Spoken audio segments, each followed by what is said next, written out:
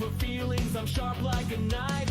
Small time streamer, no fame, no crown, but my voice is my own, I won't back down. I guess I'm too raw, too rough, too plain, but I'm spitting my heart, not chasing some game. No corporate leash, no puppet on strings. I'm free in my words, the truth that I bring. No big channel shine, no glitter, no fakes.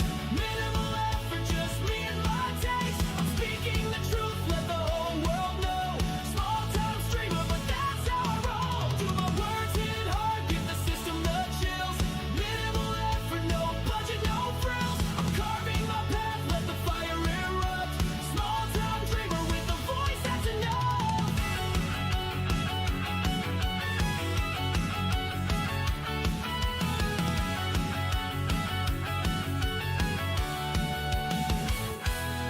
Got a webcam flicker and a beat in my chest. Bass takes in my veins, spilling facts is my quest. I'm breaking the mold, no mainstream appeal. Just a kid with a dream and a heart made of steel.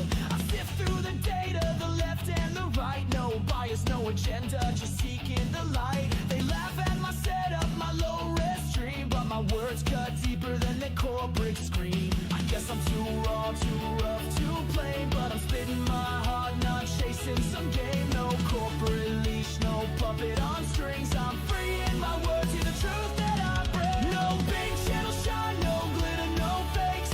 Minimal effort, just me and my takes. I'm speaking the truth, let the whole world know.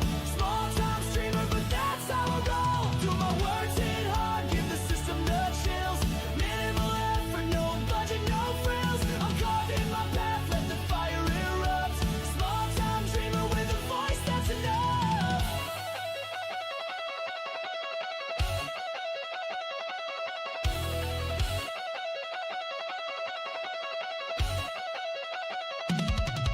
I'm the spark in the dark, the glitch in the code. Carving my lane on this uncharted road. Million subs, no viral fame, but I'm owning the truth and I'm changing the game.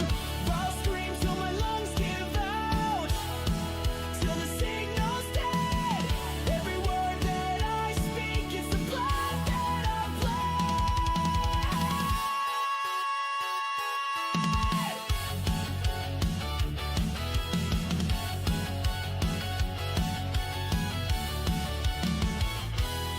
No big channel shine, no glitter, no fakes. Minimal effort, just me and my takes. I'm speaking the truth, let the whole world know. Small town streamer, but that's how I roll. Do my words hit hard, give the system the chills. Minimal effort, no budget, no frills. I'm carving my path, let the fire erupt. Small town dreamer with a voice that's enough.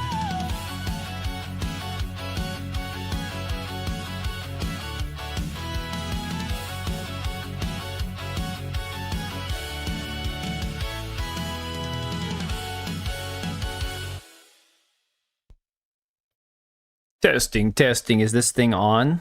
That's what she said. So, I already unplugged the microphone once. So if in about 30 seconds I start seeing you guys saying no mic, I'm going to unplug it and plug it back in. Also what she said. Hey guys, happy Monday. I've got a bunch of stuff I want to cover. There's a lot. In fact, there's so much stuff that I can't even get to all of it. All this testing. Oh, I see you over on Kick Chat Equilibrium. Happy? No, just Monday. I can feel that. My Monday didn't suck. Oh my God. Speaking of Mondays not sucking, I was supposed to take my medication yesterday and I didn't. And so I forgot. I got home. I got a shower. My wife was starting dinner. I helped her with dinner after I got a shower. We got the kids fed. Cleaned up the kitchen. I got laundry going. I bathed the dog. Got the dog outside, made him poop. Cleaned up the kitchen, got laundry going again, and totally forgot I'm supposed to inject my medication. So whenever this stream gets done, I'm going to have to stab a needle into my stomach, which is as pleasant as it sounds. So song calls the stream low res. Well, you have to thank DB Wild for that. Although, to be fair, this webcam is slightly more reliable than my last one. So I mean, if you go back to like my previous streams from the last living in the apartment before I switched the camera out and everything else. I mean, it was pretty low res. I'm here all the time for a while. Good. Internet's still out tomorrow. Till tomorrow evening. Have only phone blows. That sucks, man. Dude, I've had to do that where I had the opposite situation. I think it was before this phone. I can't remember if it's this phone or if it was previous to this. I had my phone die for about a month. I went without a phone for like 3 or 4 solid weeks. And that was insane. Like if I got to work, I'd either have to call my wife on the ground line or take a tablet with me. My really old tablet barely works. And I would basically just call her through like Instagram or Facebook Messenger or whatever. It was insane, dude. It was awful. So yeah, that being said, there's a bunch of stuff. Like today, everything's been blowing up. I wish I had time. I wish I had time to do streams on Monday and do videos, because I feel like Mondays anymore, it's been one thing after another to the point where I can't even get to all of it on a stream. It's insane. Last time we had the reverse no internet for nearly a month. We've had to deal with that for like brief periods of time, more like just with Xfinity having issues or going a day or two with the internet being down. I mean, this week it's supposed to have a mix of snow and rain, and that's the first, if it's snow at all, it's the first snow we've had all winter. I guess Marathon will be a next Concord. It is too flashy to see them. It's disgusting. I mean, I kind of agree with you there. I'm not gonna lie. I'm not digging the way Marathon looks. Now I'm leaning into the meme of calling Marathon Concord 3 because it's funny. I do not believe Marathon is going to be a Concordian level disaster, but I don't think it's going to overperform, you know? Just driving back home? Well, then you can just listen to the stream, no texting while driving. And I say that as somebody who is guilty of doing that. So just no getting into a car wreck on my accord, okay? All right. So as always on a Monday, I want to start off with a couple of the funny little videos that I've been seeing throughout the course of the week. This one I bookmarked a while ago. Why is it going to that screen? Oh, I keep forgetting to change that that transition I've got there. Looks like an androgynous neon light rave. Yeah, I mean, I kind of feel that. Bungie's past its prime, exactly. Well, dude, Cage, that's how we do things here, man.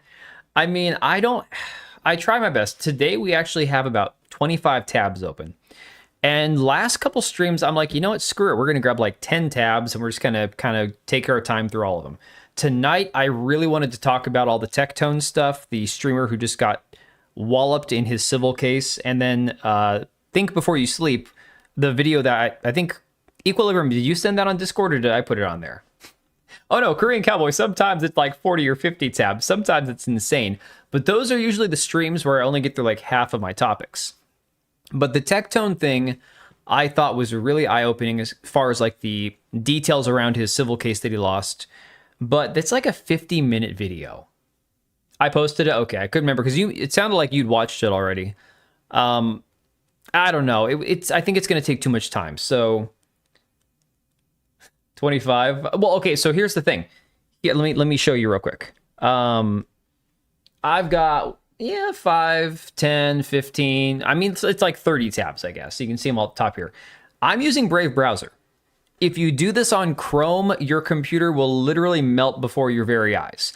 If you use like Brave browser or something, it runs infinitely smoother. I'm telling you guys, the day that I switched from Chrome to Brave browser for all this stuff for stream, everything operated so much more smoothly. Now, obviously, with the internet situation here at the new house, with it being so far from the router, all the issues I've had with like Streamlabs crapping out. Twice now we've had streams die. Technically 3 times if you count the last stream, where the YouTube side of the stream just cut out entirely. But, you know, as far as like my side of things with the browsers being open, way easier, way better. Yeah, he got screwed hardcore. And you don't even have to like the guy. Like, I interact with his posts, and I've watched a little bit of his content. I don't know enough about Tectone to really, like, judge for myself, like, whether I think the guy is, you know, a good, well-meaning, wholesome individual or a complete, you know, piece of garbage. But you can't watch that video and not realize the dude got absolutely screwed by not appealing his case to a different judge. All right, so that being said, let me switch to, that's what I was expecting, that fading transition, not that weird stinger one that I've got. All right, here we go.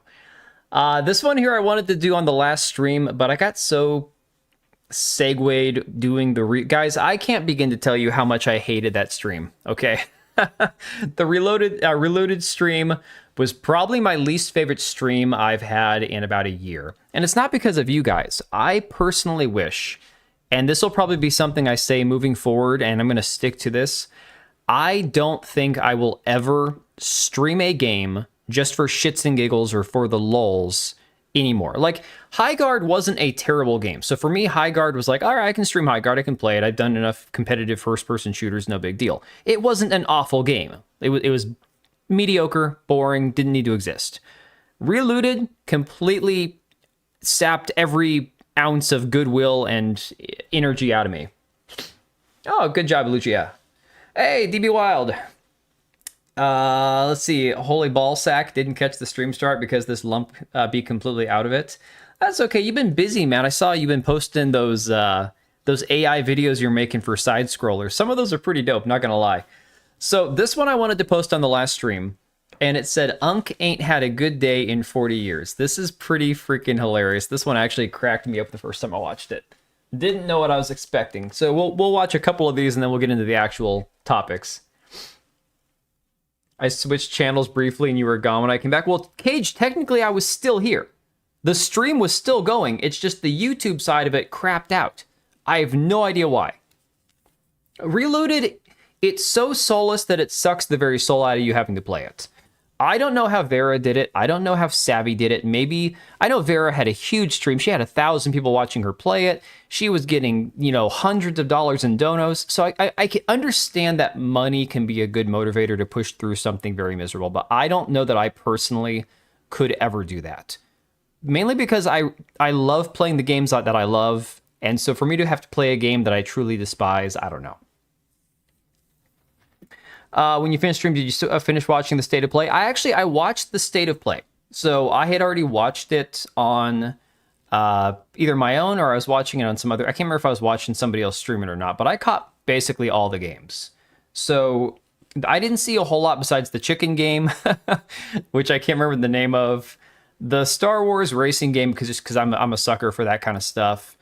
And there was maybe one or two other things that looked interesting, and that was about it. Oh yeah, Lugia, 100%. I will talk about games that are worth mocking and ridiculing off stream on videos and stuff. I probably will never, ever stream a game that I do not want to play ever again. Wingless, yeah. Well, yeah, it was Windless, but Wingless is pretty funny. Black Myth Wukong, yes.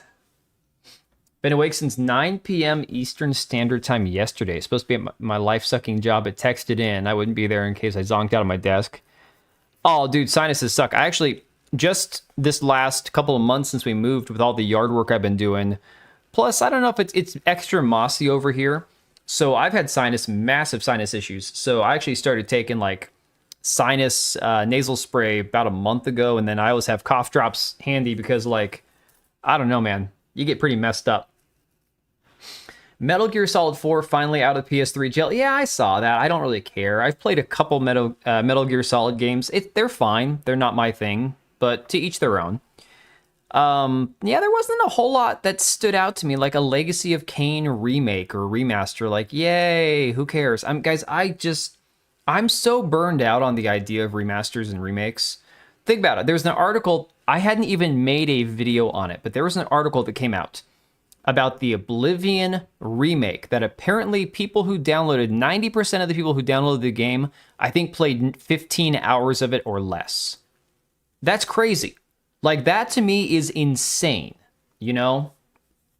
Halls became my favorite candy for the last 24 hours. Dude, I used to hate the mentholated cough drops when I was a kid. I used to only like the cherry ones that didn't have menthol in them. Now I'm I tell my kids, shut up, put it in your mouth, it'll work. You cannot use the ones that don't have menthol. If you're congested, you got to use it. Korean Cowboy, I remember playing Twin Snakes on my GameCube, and I really enjoyed the game. My problem is, and this is, it's crazy that I actually really loved the Assassin's Creed series up to Unity. I hate stealth games. I hate games where you have to sneak and crawl and wait and walk to a point and listen in on a conversation. I hate that. I loved the Assassin's Creed games up to a point because there was other things to do besides just sneaking. Metal Gear Solid is a lot of sneaking around, and I don't know, man. No worries, Cage. We're not going to get into anything too... Oh, I haven't even pulled up the video yet. You're good. Just remind me when you get back. Skip the new Yakuza flop mostly because they retcon stuff. There was backlash. Oh, was there? I don't even know. So, okay, so this video here, back to this. This is pretty stinking hilarious. I got my coffee. I want you to test out your new mug. Here, open this up. You just pour your coffee in that mug. Damn, coffee cost more than the mugs. And tell Ruben how much you appreciate him. Just watch the mug, guys. Watch the mug. Hold on. A fucking dollar fucking mug, coffee cup, and we got to buy the fucking coffee to go in it, and you didn't put a damn thing in it. You could have put something in the damn thing. Ain't that shit hotter than a motherfucker, man? You like your mug? Look, it changed colors. Son of a bitch. Turn it around. You son of a bitch. You and Ruben, fuck you and Ruben. Both of y'all no good, ragged ass motherfuckers gonna send me a fucking cup with a motherfucking man on it. You ain't shit, Ruben. Oh my god. Bitch. Man, that don't make no damn sense. I gotta find this mug. I want to send it to somebody. Well, that's Ruben right there. Put that motherfucker back in there and send it back to Ruben. I be fuck if I'm drinking out of it. I mean, I'd at least finish the coffee. Oh, man. Oh, the accent just screams Uncle Ruckus. Yeah, Rufus, yeah. Way to show someone how much you Oh, my God. care. Yeah. It's like this tangible thing that you can point to and say, hey, man. Y'all, I gotta make the sound alert shorter for you guys. That is true for the Oblivion. We have a sea of games that we cannot play all of them. Not only that, we have retros and backlogs. Dude, the backlog issue is true. It's a real problem for a lot of us. Thank you for the 5. Appreciate you, Lucia. Yeah, no, honestly, dude. Here's the thing. I understand to a certain degree that people are going to download a game, play it, especially if it's popular at the time and they don't want to miss out on the hype. And then other things come up, life, vacations, work, medical leave, all sorts of stuff, right? People have all sorts of things that happen that take them away from their spare time to play video games. But something like Oblivion Remastered, or I think remake, whatever, where you'd anticipate the people that really were looking forward to, I mean, that game had massive sales in the first like 24 hours, first week. It did like, what, millions of copies sold. But then to find out that most of the people who played it only played it for like 15 hours or less within the first like month of getting it, to me that screams that there's a problem. It's not just an oversaturation. It's not just they have more games to play. I think that speaks to the level of dissatisfaction that people might have had with the remake. And I don't know. I'd have to go look at the reviews. Maybe the reviews are mostly positive. I remember there was a lot of mixed opinions on the remake when it first came out. So it'd be interesting to see. Couple of coworkers and I used to send memes of this dude back and forth all the time. Dude, this is the first time I think I've seen him in a video, and I couldn't believe it. I was watching this and I just died. It was crazy. Okay, so here's one for you. Here's a crazy. I've got tattoos, guys. I've got tattoos, and I've always said make sure you get something that you aren't going to regret later on, because that shit's permanent, right? It costs more money to get a tattoo removed than it does to actually get a tattoo sometimes. Have I played Metal Gear Solid 4? It's kind of not entirely just sneaking the entire game. It allows you to approach either stealth or loud. No, I haven't played that one, man. I played Twin Snakes and one other one. I can't remember which one it was. Hey, H. Brown. There was also another game like that. I think it was Shadows. They had bragged about the 5 million players and gave hours, and when you average the hours per player, it was like 2 or 3 hours. Right, exactly. So here's one of these tattoos that I think this guy will end up regretting later on in life. Just saying. Just gonna mute it because I don't know if this is copyrighted music or not.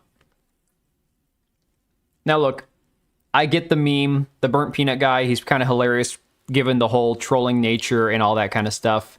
But, I don't know, guys. Imagine explaining this to a future girlfriend. I'm not going to say it. I'm not going to say he's never going to have a girlfriend with this tattoo. But imagine trying to explain that to a future girlfriend, fiance. Oh my God. Like, I love the Burnt Peanut for the fact that he's pissing off guys like Hassan. He's driving them insane. Like, in that respect, it's great. It's awesome. The VTubers lost their mind when he won the award. But I just, Peanut's not entertaining. You know, Lucia, I don't even watch him. I'll see, like, you got nut on your leg. Oh my God. Oh my God, I gotta find my little sound effect. Yeah, so yeah, big yikes. I don't personally find like watching a guy like Peanut for hours on end to be entertaining. It's kind of like Dr. Disrespect back in the day. I could watch a few minutes of it, but I couldn't do like an entire stream. I agree with the retard that Peanut is astroturfed. I mean, most of these guys are astroturfed to some degree, aren't they? Netted some goop right there on the thigh. Oh my God. I wonder what the stats are for the remake full playthroughs. People may just be buying them for nostalgia, not to actually play them through. That's a good point, Black Cat. That is an actual good point. I played it on Game Pass, so my playtime of like 2 hours on stream really is insignificant in the grand scheme of things. Game Dev used in the background. Game Des used in the background about how he's been playing old games. Bound by Flame on the 360. I picked it for $1 the other day. I hope to get it. I mean, dude, that's a great deal. I don't think I ever played Bound by Flame. I don't even think I still own an Xbox 360. I think I sold that one to get my Xbox One. I can't remember. But yeah, this is a massive yikes. I'm sorry. Dude, Equilibrium. The AI mod got you over on Kick. All Equilibrium said on Kick was, I agree with the retard that Peanut is astroturfed, and it deleted it. I gotta go on Kick and see if I can change any sort of moderation settings, because that is insane. That is nuts. All right, let me see here. Oh, I don't think you guys want to see this one. I don't think you guys want to see this one. This one is so bad. Dude says, I never seen this type of flirting before. Okay, so I've gone to a lot of gyms. I've been a member at not LA Fitness, 24 Hour Fitness, Anytime Fitness, YMCA now, where my kids and I go. I've gone with my mom one time to a Planet Fitness to help her figure out like workouts and stuff. Planet Fitness is like going to Walmart. You don't go there to work out. You go there to people watch, okay? This right here says POV gym session got a little personal. I'm not going to play it with volume because it's got, I think, copyrighted music. I don't know.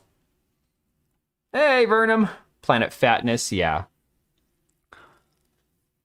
Stream was an hour and a half and you kept stalling because you were loading Reloaded. Dude, no, I said Oblivion Remastered or Remake, I played for like 2 hours. Reloaded, we didn't even make, I don't think I played for an hour.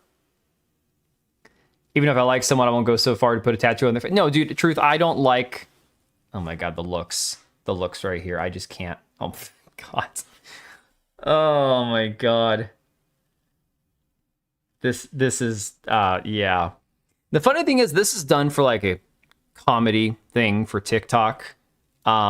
But if you went to Planet Fitness, you would see people doing this unironically. Okay, Planet Fitness is just like a whole, it's a whole something else. At least she's moving. Oh my God. No, I mean, putting, like, I've got one of my kids' names on my arm. Eventually I'll get, you know, my other two kids' names somewhere else on my arm or whatever. But like spouses, girlfriends, boyfriends, I don't know, putting faces and names on your body unless you're in like a long-term relationship is just a bad idea in my opinion. That's more effort than she put ordering her McDonald's breakfast.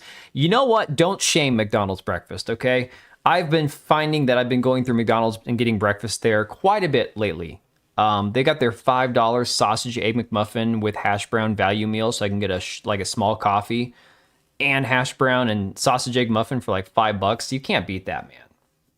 And sometimes it's just because I'm running behind and there's nothing here to eat for breakfast. So if I was getting fat, I guess I would reconsider. But right now I'm doing okay. I'm burning it off, so it's fine.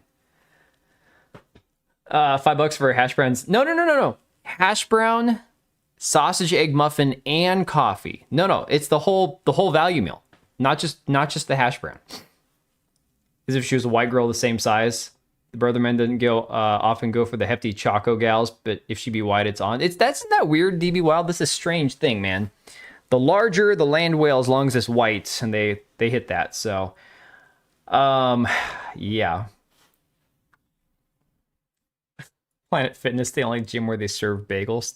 Is that real? Do they actually serve bagels there? Hash brown's not foreign change here. I'm going to tell you something. Now, this is not because I eat McDonald's every day of the week, twice a day, and everything else like that.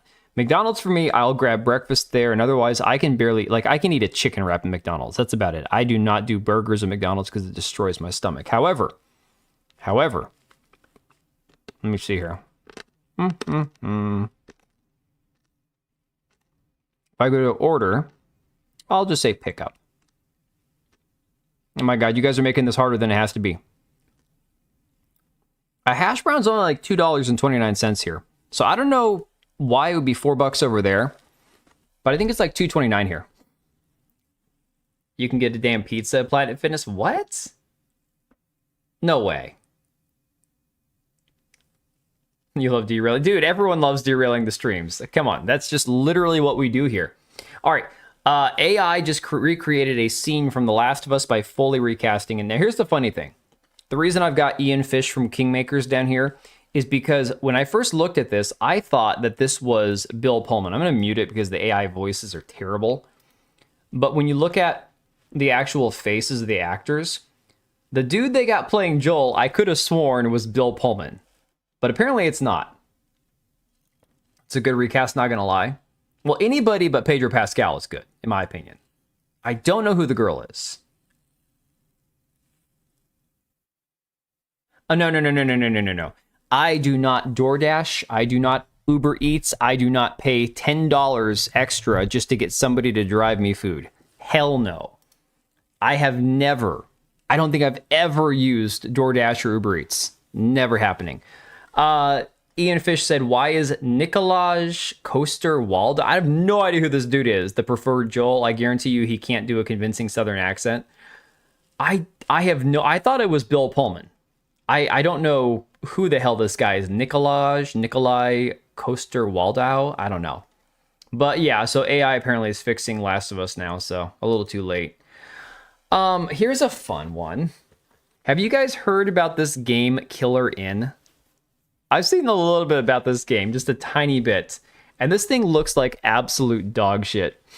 He played Jaime Lannister in Game of Thrones. Oh, the incestuous sister lover. Yes. If I ever DoorDash this when I got nothing in the fridge and it depends on my taste buds. I know, but dude, I just can't. I cannot justify paying an extra $10 just to have somebody bring it to me.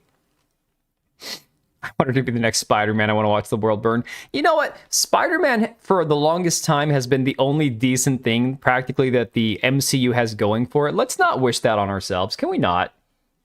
Gmod Game Wannabe? Is it Gmod? Lady's good casting? Yeah, I don't know who she is, but that's pretty good casting. Can't do a Southern accent. Damn lucky that the AI doesn't give an F about his ability and just generates it anyways. Right, Burnham, exactly. He was talking, though, in practicality, if you do a lot of that recasting. So I've paid attention, and Ian Fish over at the lead dev over at Kingmakers, his issue with AI is not in the implementation, as far as I can tell, of people using it for actual development reasons. It's the over-reliance that we're seeing from a lot of people like, I took this AI and made $100 million budget movie on my cell phone, and then I watch it and it looks like shit, right? It's one thing to look at what we have for the practical uses of AI now and say, hey, this looks pretty good for being AI, right? I've seen some fun stuff that's AI, and you go, yeah, that looks pretty good. It's not like the most convincing, amazing thing you've ever seen. It certainly wouldn't work for like a hour-and-a-half movie, but at least it's something passable that you can definitely tweak and work with, for just like your own amusement. But these people on Twitter that are posting these 3-minute clips going, I made a trailer for a movie that would have cost Hollywood $100 million, and it's all nonsensical. None of it makes any sense. It's all just disjointed random images. It's like, okay, cool, I guess. I don't know. I know how it plays, but there was CSGO and Gmod games similar to it. I didn't even know that, man. A lot of people don't have an eye for quality. Yeah, and I don't. Here's the thing: I have no issue with AI. Like, I don't have one of these ethical. Oh, we can't do this because then we're going to replace real human beings and blah. Dude, I couldn't care less about that part of it. It's the fact that people think it somehow is passable when it's not. That's it. It's kind of.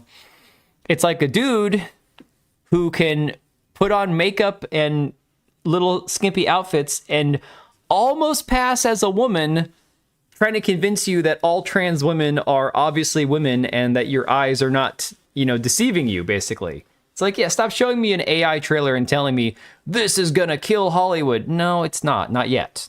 Could it someday? Absolutely. So I think Spider-Man is Spider-Man is technically owned by Sony, licensed by Sony, but I mean, Spider-Man is canonically connected to the MCU. So I should see Thailand. I'm not going to Thailand. Hell no. All right, so it says many Square Enix fans were hoping to see something new from the publisher during the PlayStation State of Play. Not a whisper of Final Fantasy VII Remake or Kingdom Hearts. Square Enix was entirely absent from the State of Play. This is almost more surprising given that the publisher's new multiplayer mystery game Killer Inn. This is multiplayer. Oh, just launched in early access on the 12th. If you forgot that the Killer Inn was a thing, I can't blame you. The murder mystery game was a surprise reveal during the 2025 Summer Game Fest. Fans didn't quite know what to make of it then, and it hasn't shown up in any major showcases. So this looks terrible. Like, when you just look at the characters, I'm going to go to this actual Steam page.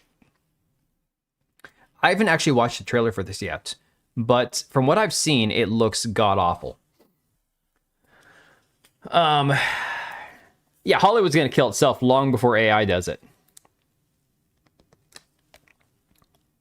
Yeah, they just want to sell the thing that they have, exactly. This will kill games and all they show is a video, not actual game. Dude, okay, there's a few people who have done that. I'm not going to name names, but you know who I'm thinking of. Hugh Jackman for Joel. I've seen stuff about like that where they've replaced Joel with Hugh Jackman or... Crap, I feel like I saw one that was Christian Bale, and I feel like that would have been a decent replacement, but there was an actor, I think it wasn't Nathan Fillion. I can't remember who it was that I originally was like, okay, this guy would be the perfect Joel, right? It's passable because if you're catching them using it in games, that one that you caught can't possibly be the only time they used AI, so there must be stuff getting through public scrutiny. Oh, yeah. Film Actors Guild is planning another strike. Let them strike. Who cares? So this is Killer Inn, apparently. I've never seen any trailer or promotional stuff for this game. At all. What are you doing? Oh, come on. You know it's not me. We were together for the whole time. I'm not a wolf. I am not a wolf.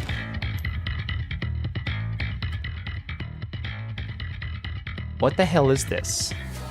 The clock tower rings, and the game begins. To the wolves, I say, it is time to hunt down those fleeing lambs. Or will the hunter become the hunted?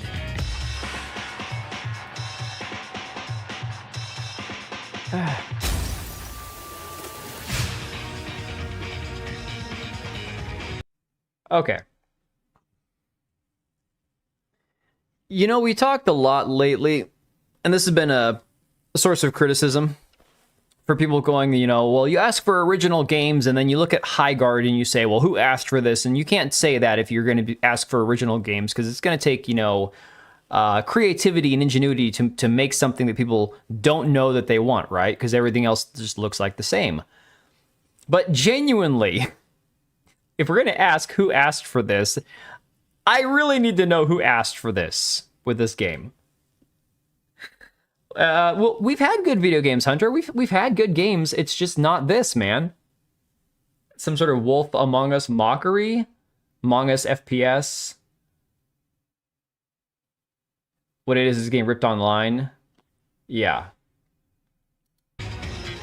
Well, okay. It's Among Us meets Clue, the board game, meets modern audience.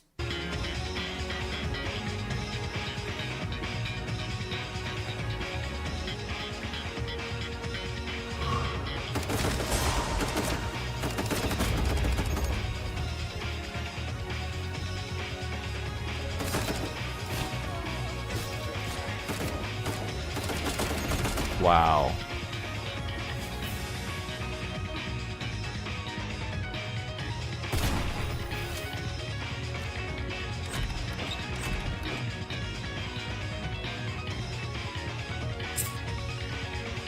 I mean, they truly have one of everybody on this game.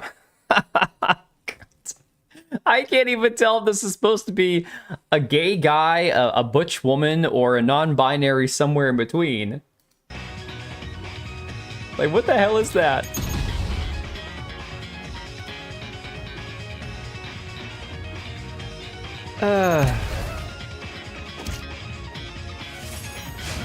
It looks like a bad Sims ripoff or something. Like, why are they dancing?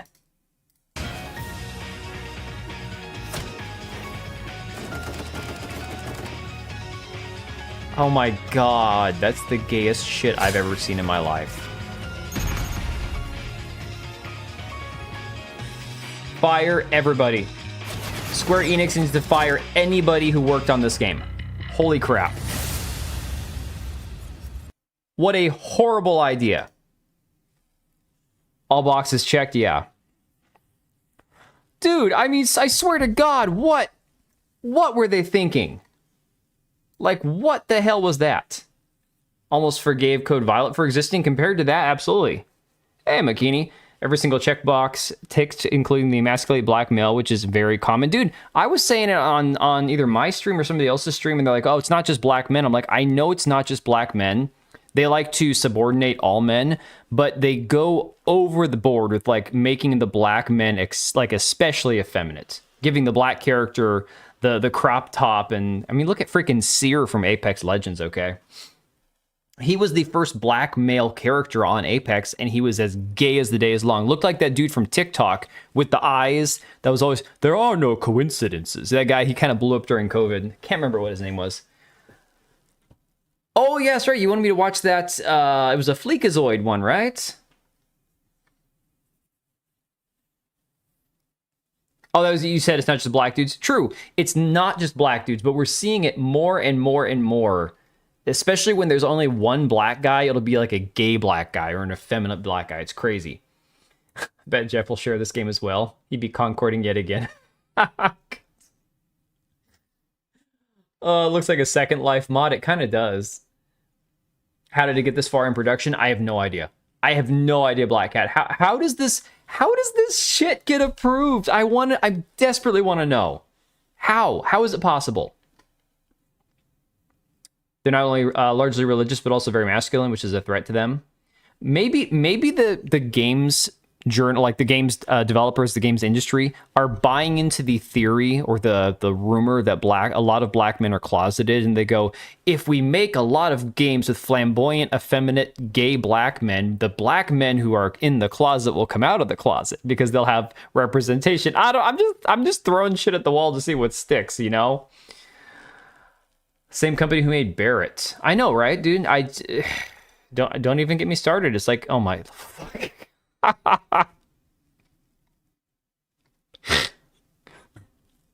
As, haha, this is one of the characters from Killer Inn. I'm gonna. Wow. They never learn. Woo. Yeah. Oh my god. Is that a black scarecrow? I think it's a man. It's like, I don't know. And why does the healer character, if this is, someone needs to fact check this and see if it's actually in the game. Because if this is supposed to be like a healer character, what is she supposed to look like? She's like fresh off the plane from Africa or something? We be healing you, man. You know, that's Jamaican. I can't do African. We already decided I can't do African on the last stream. So, Killer Inn, mixed reviews. Not recommended 5.5 hours on record. Top review here.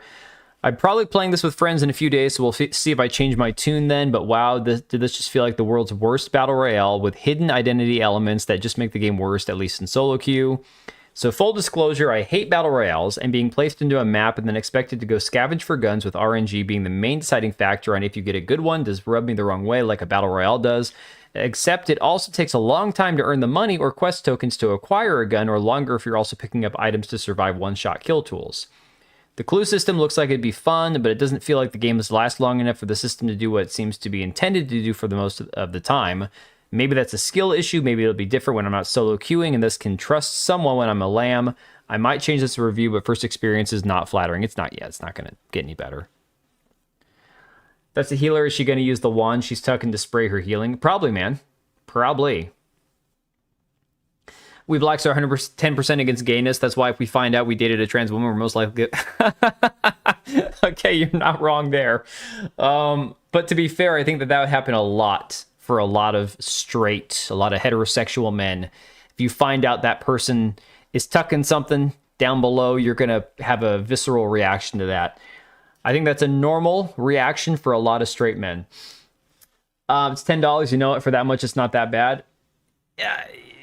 I don't know, man. I hate making exceptions for games based on the price tag, simply because there are so many games that are not expensive that are like phenomenal games, okay? Well, I mean, Hollow Knight Silksong is a $20 game. $20. How do you argue with that, you know? 9th gen game, ladies and gentlemen.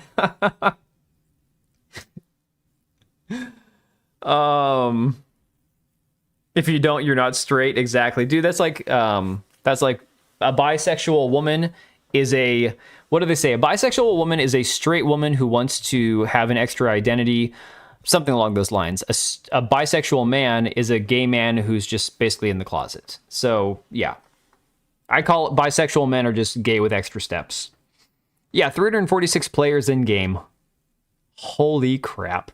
For a multiplayer game, that put things into perspective, the peak for this game was less than 1,000 players 2 days ago.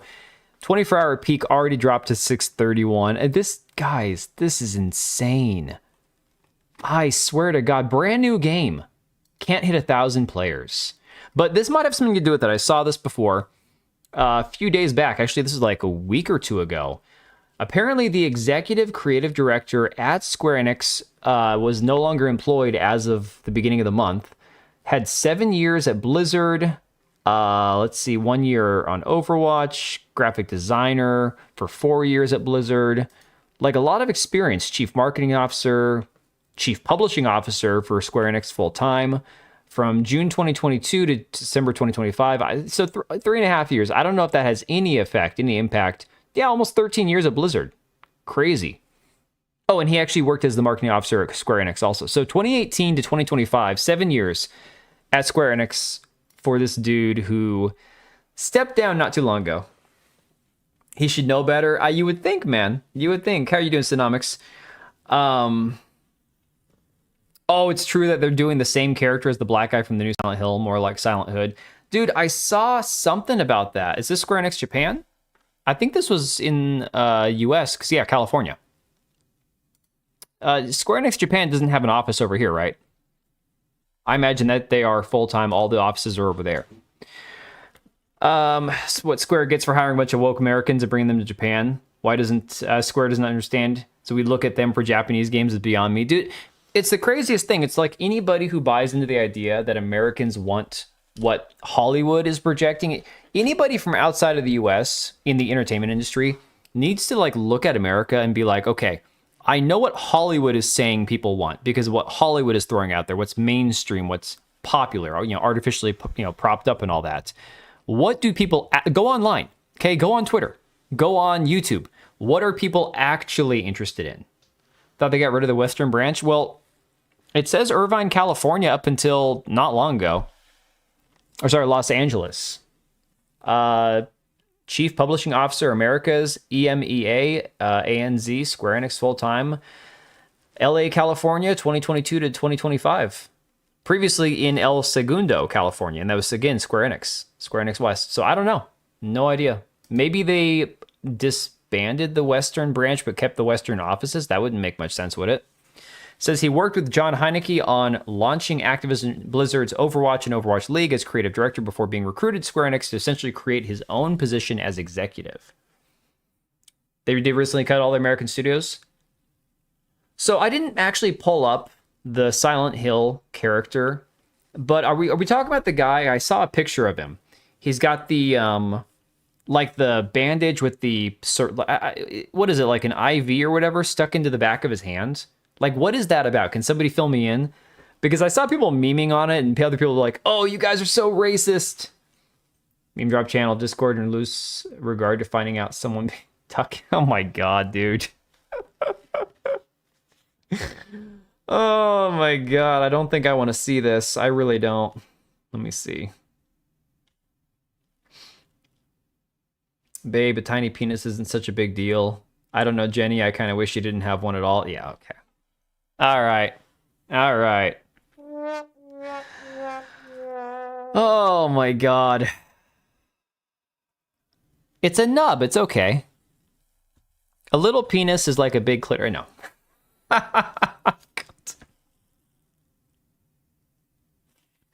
Oh my god.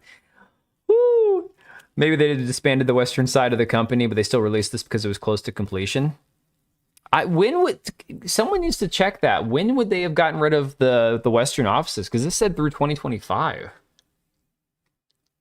AI says while the western branch still exists to support, market, and localize games, it's no longer okay. So it's just no longer independent. So they're now completely overseen, I would assume, by the Japanese offices, but they're still operating in the US. Well, that would make sense. All right. So we're going to get into the marathon stuff first. I figure we'll do a little bit of a recap on Highguard, and that'll launch us into all the Concord 3 discussion about marathon.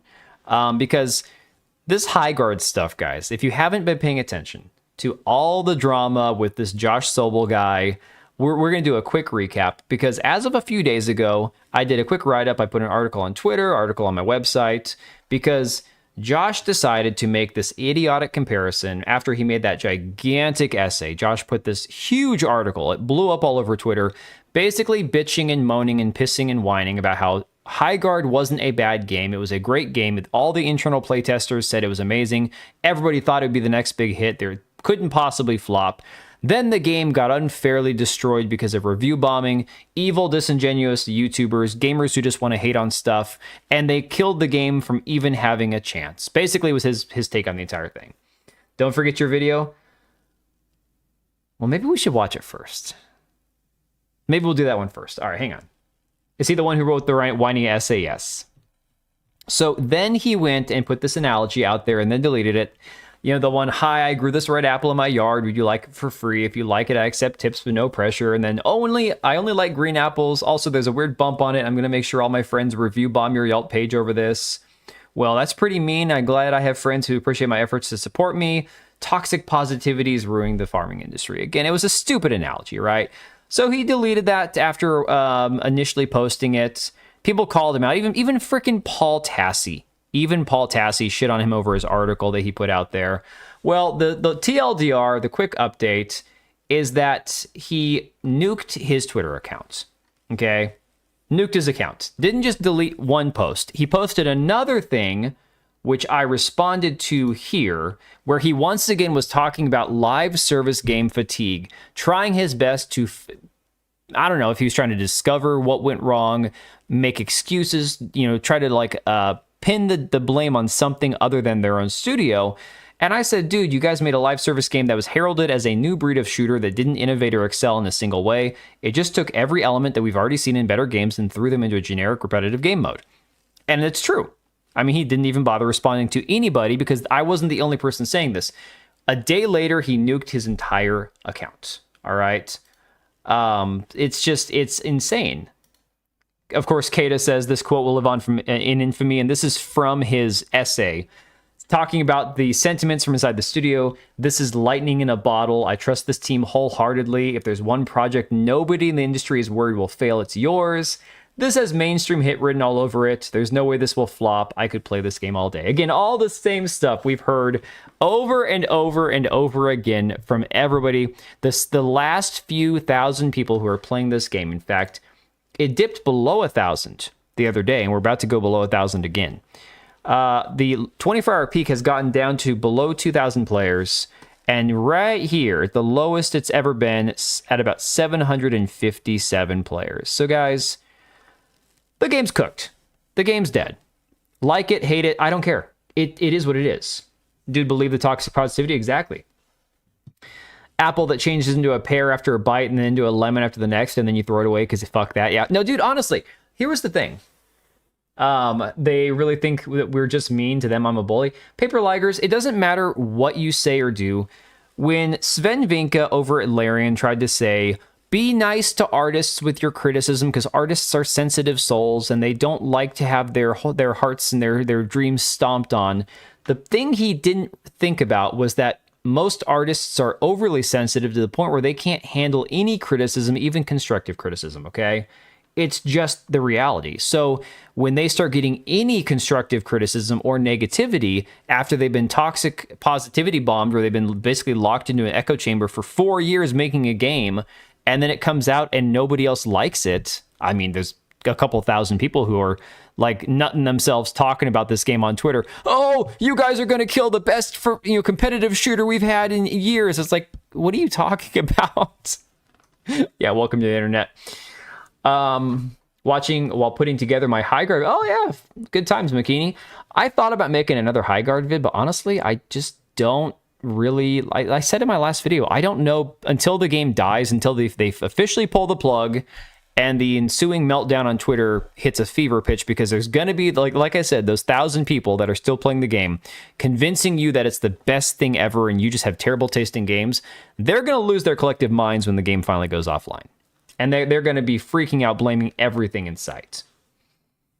Most normie artists aren't. I guess that's, I don't know. I feel like artists in general can be overly sensitive. People who are artistic, again, you're thinking with different sides of your brain. The artist side is not the analytical, critical, unfeeling side. It's the emotional side, right? So left brain, right brain being what it is, I do think artists do tend to be a little sensitive. Now, obviously, yes, the more liberal you are, the more left-wing you are, the more you're going to be likely to have a mental illness kicking around in there and making everything even worse. But I just feel like, in general, you're going to find a lot of artists to be overly sensitive. Hey, Tekla.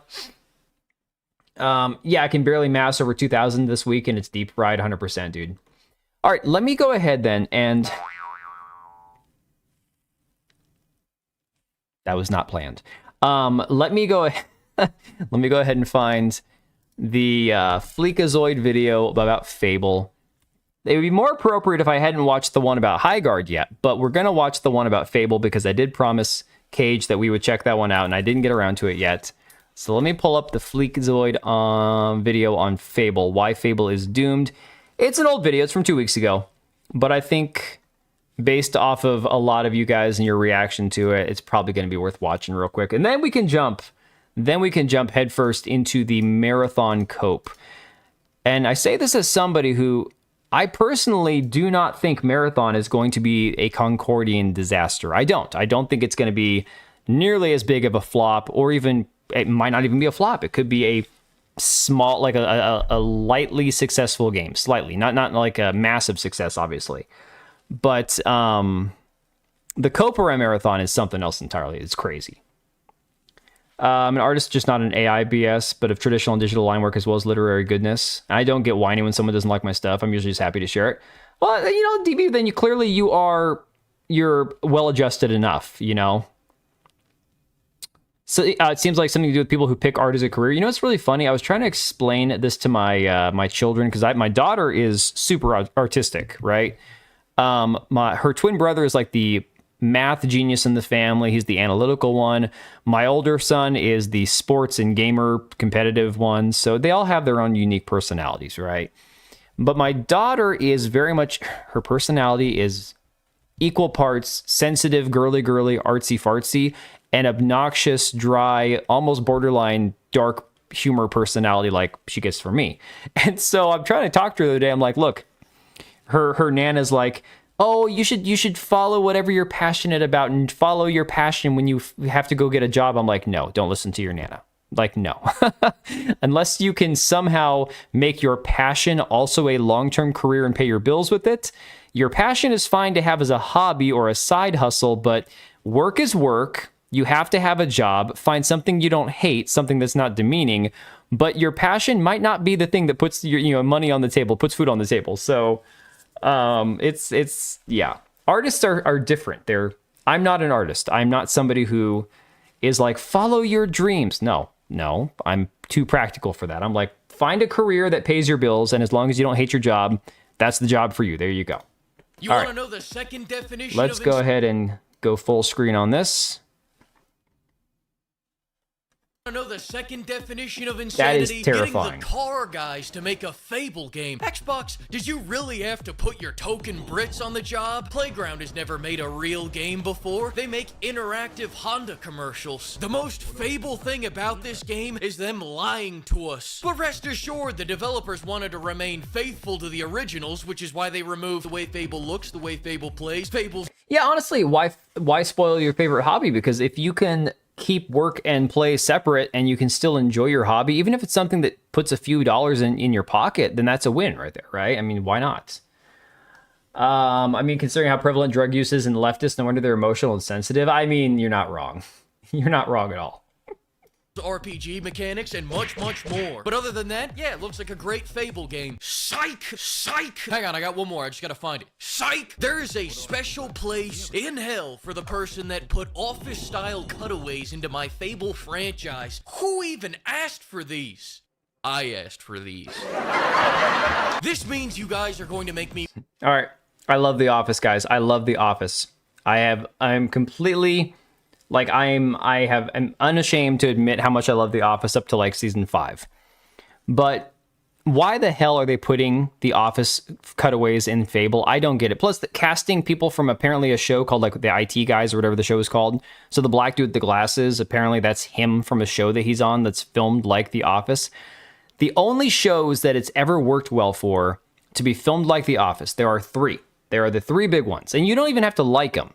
But they are good shows. Like, they legitimately are well-made shows. Objectively, they did well as far as, like, fan reception. Had a lot of, long seasons on all of them. The Office, Parks and Recreation, and Modern Family. That's it. That's, like, the big 3.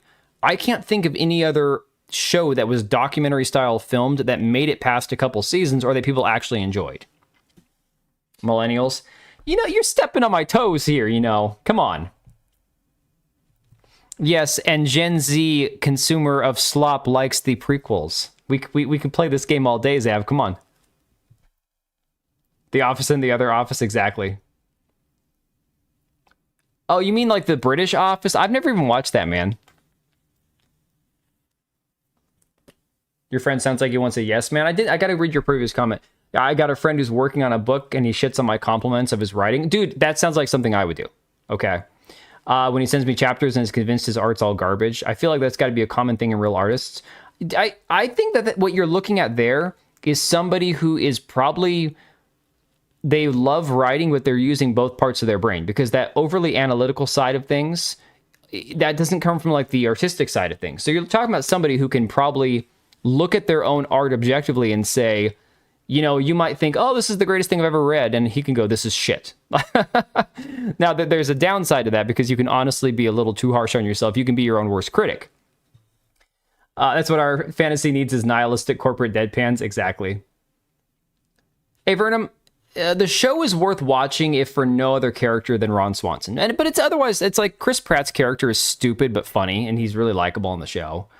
It's actually really good. If you at all enjoy The Office, Parks and Recreation is basically like a clone of The Office with characters that are just different enough that it's not a carbon copy. He's overcritical of his own stuff when I tell him I think he isn't giving himself enough credit. Yeah. Dude, that's tough. A lot of times you can be your own worst critic, and sometimes it's not even called for. Sometimes people are just too harsh on themselves.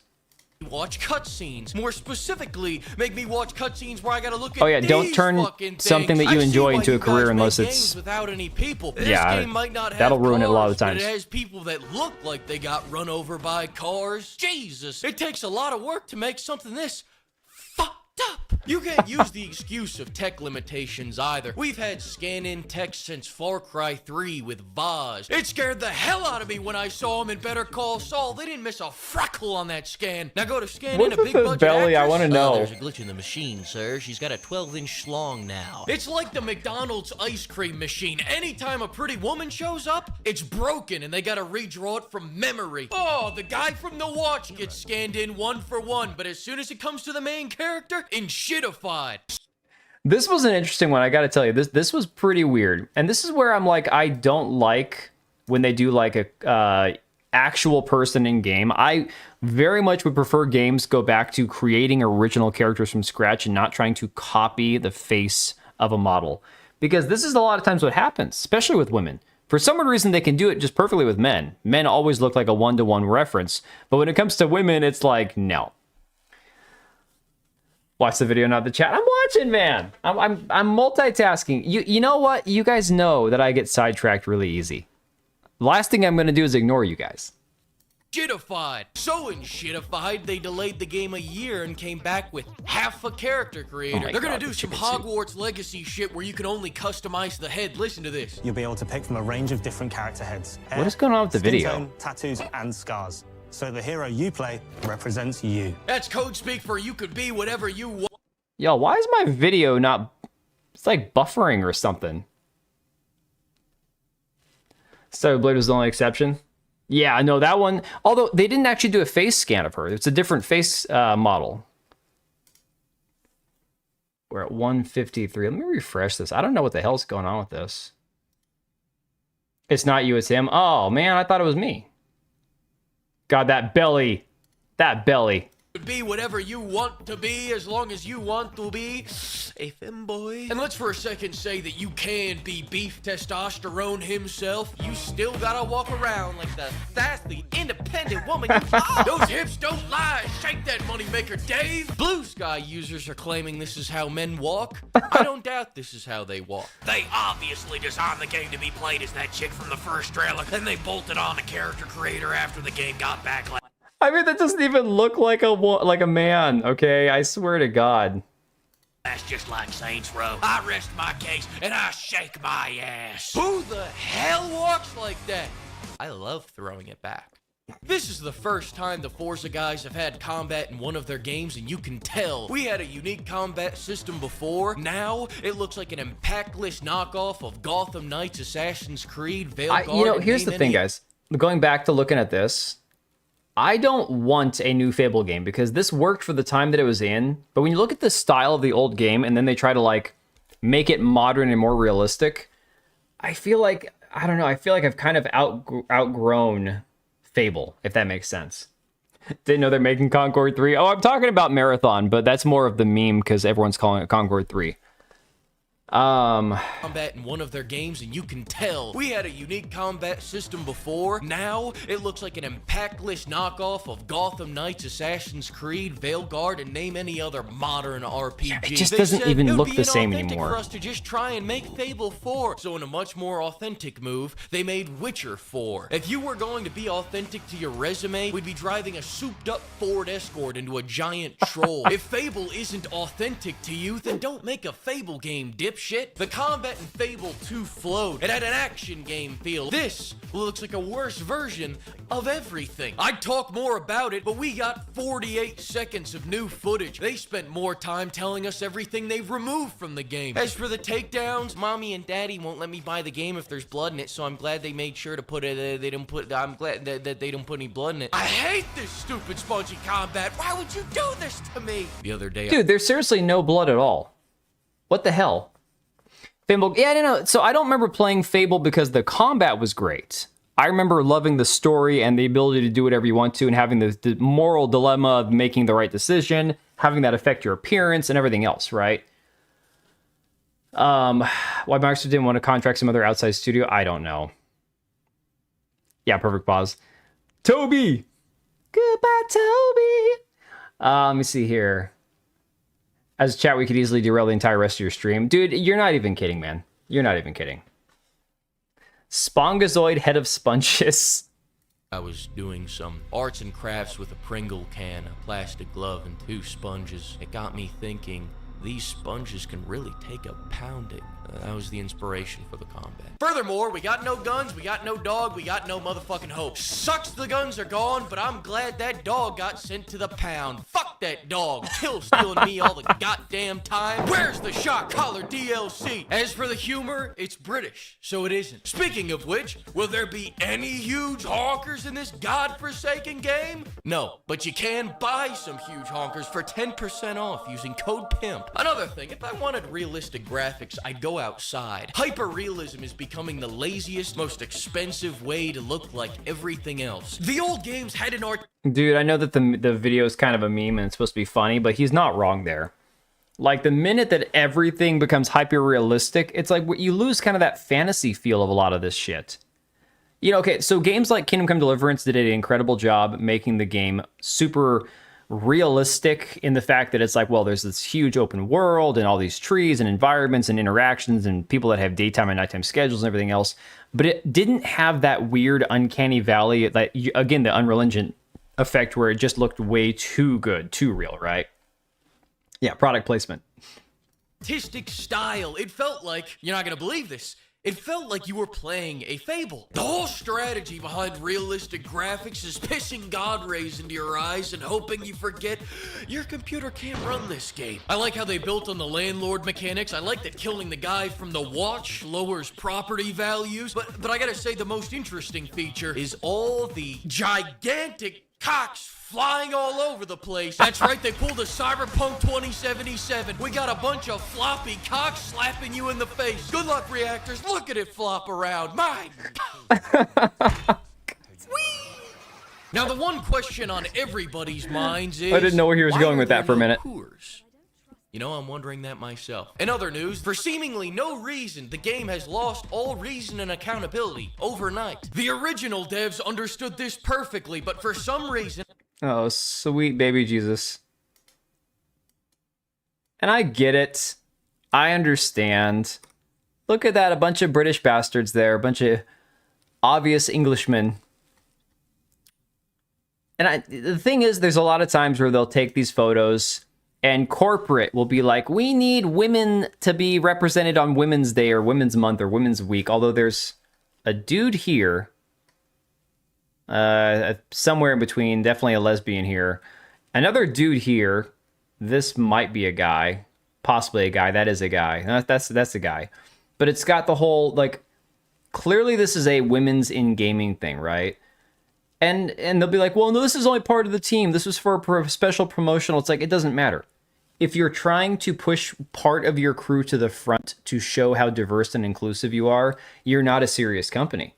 You don't take shit. Like, you're not going to be taken seriously, you know? But for some reason, I can't put my finger on it, these new devs just can't get their heads around it. One of the quotes from the devs was, there's no objective good, there's no objective evil. Thank you for being open about how all your choices don't matter. Apparently, morality isn't black and white, it's gray. So quick question, if you murder a whole village for no reason, is it evil? To me, yes. To this guy, it depends on the village. Additionally, you can't become Hellboy, and you can't hit the performance-enhancing potions until you're built like Sam Solik. Can I at least eat my way into Meal Team 6? Back in the day, anytime I ate something, fat. Is that coming back? They stopped me in the middle of a boss fight to call me a fat fuck. They gave me the title of Salad Dodger. Are you gonna bring that back, Playground? Playground, in Fable 2, if I'm a man and I wear a dress, everyone around me will point and laugh. Can I count on that making a return? I'll tell you what isn't coming back. STDs. Even my choice to have unprotected carnal relations with 100 whores will have no consequences. If I can't get STDs, why call this a Fable game? This is a sham, an M. Night Shyamalan, a sham wow. So you make them look like they have STDs, but I can't bring home the prize? I can't... God. Oh my God.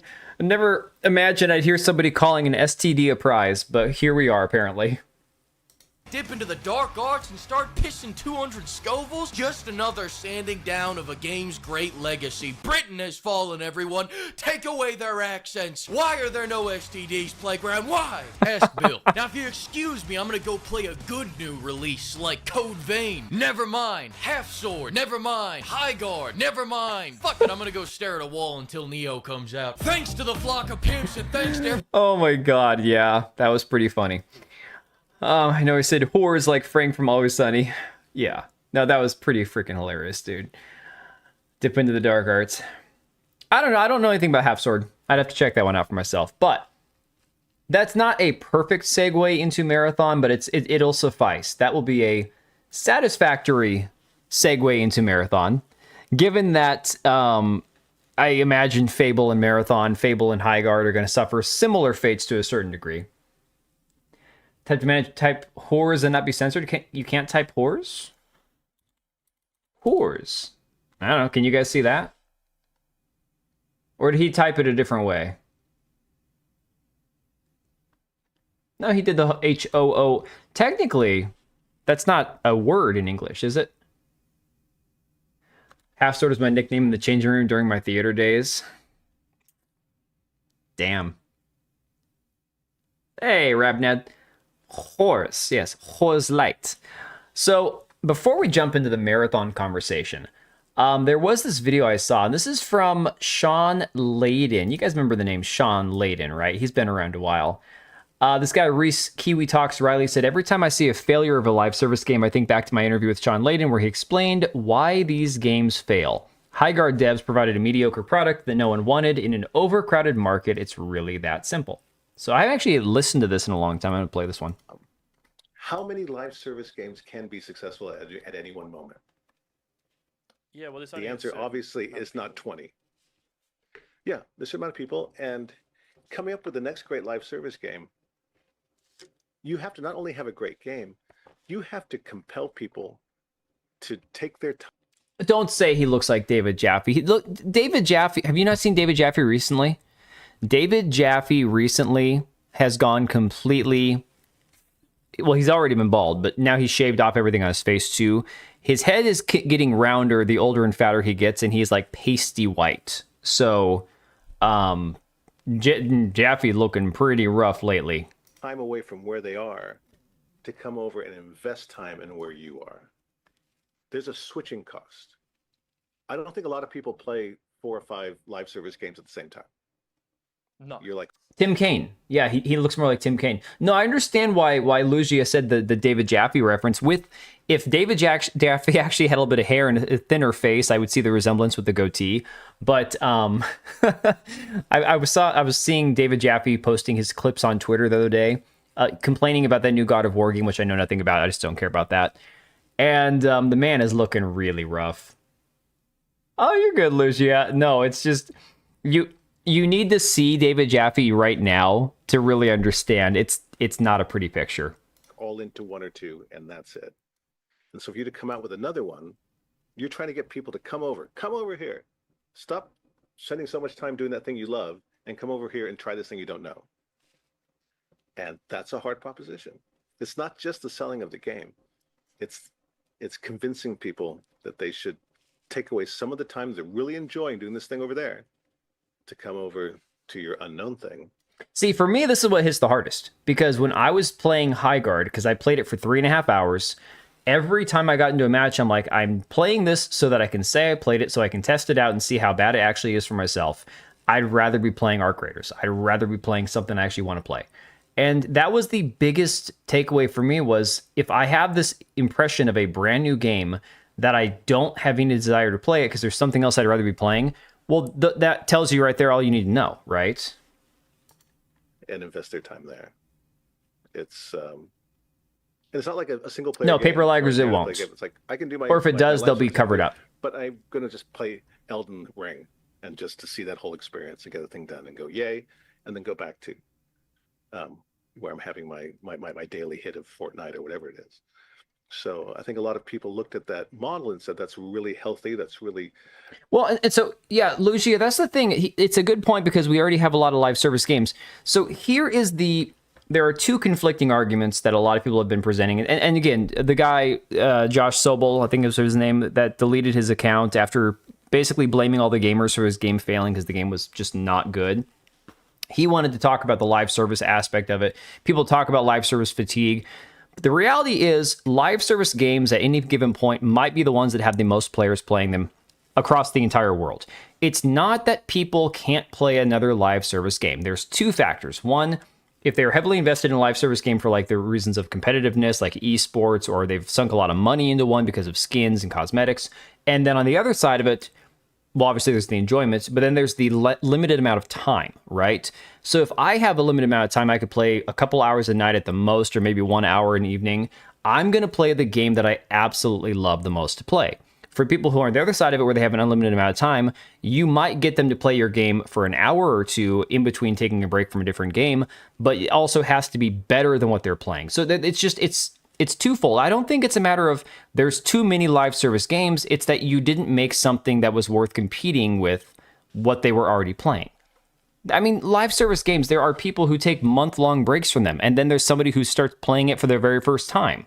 I mean, I played Apex Legends for the first 2 or 3 years solidly, like every other night, or maybe every night of the week.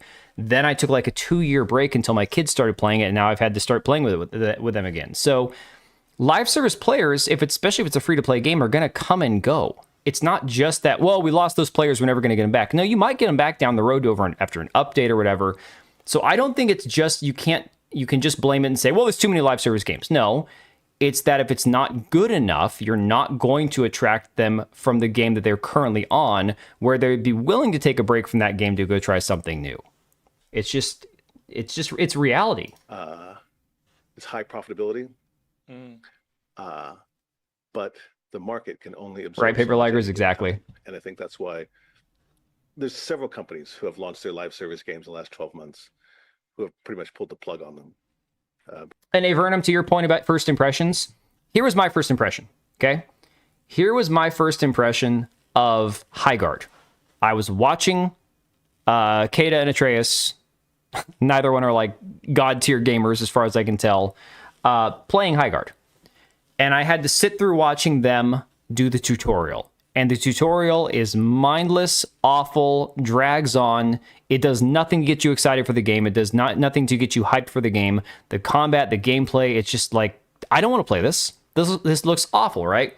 If I could have jumped into the stream or jumped into a game and been immediately in the game and not wasting my time on an unnecessary, poorly laid out, and mind-numbingly boring tutorial, then I could have gotten into a match sooner, and maybe I would have had a different first impression. But after watching them go through the tutorial, and then I'm like, oh my god, I'm gonna have to go through this tutorial now. And then when I did it, I'm like, just please skip to the end, you know? First impression is everything there. I was in the chat with you, I felt terrible. Dude, it was miserable. It was absolutely miserable. Billions must lose their jobs.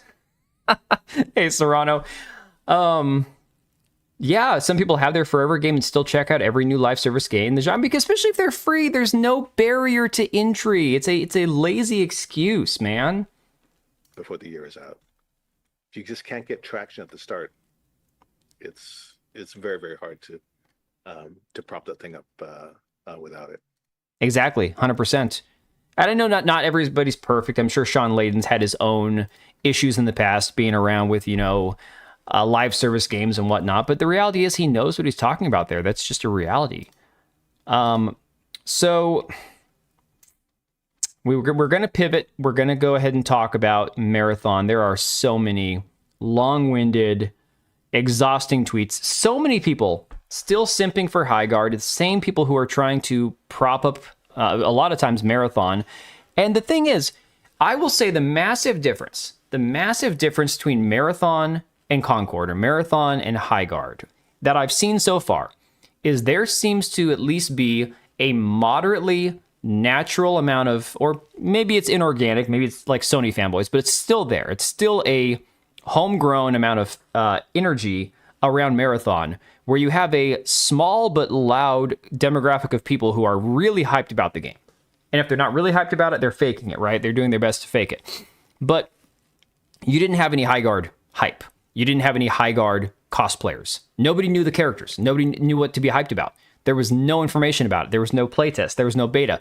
You couldn't get excited for Highguard because going into it, you knew nothing about it because they didn't make it open to the public.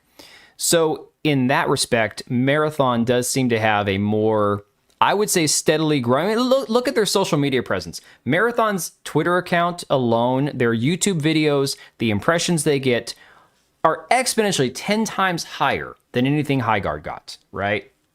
Leave the $1 million companies alone. Oh, so Serrano, you said you're not going to play it, but you do like the art style. If it dies, it won't shock me. I don't like the art style, but I truly believe the game might have moderate success. So it's funny. I have no desire to play Marathon. I might check out the server slam a week before launch only because I don't have to buy the game in order to play it. That's it.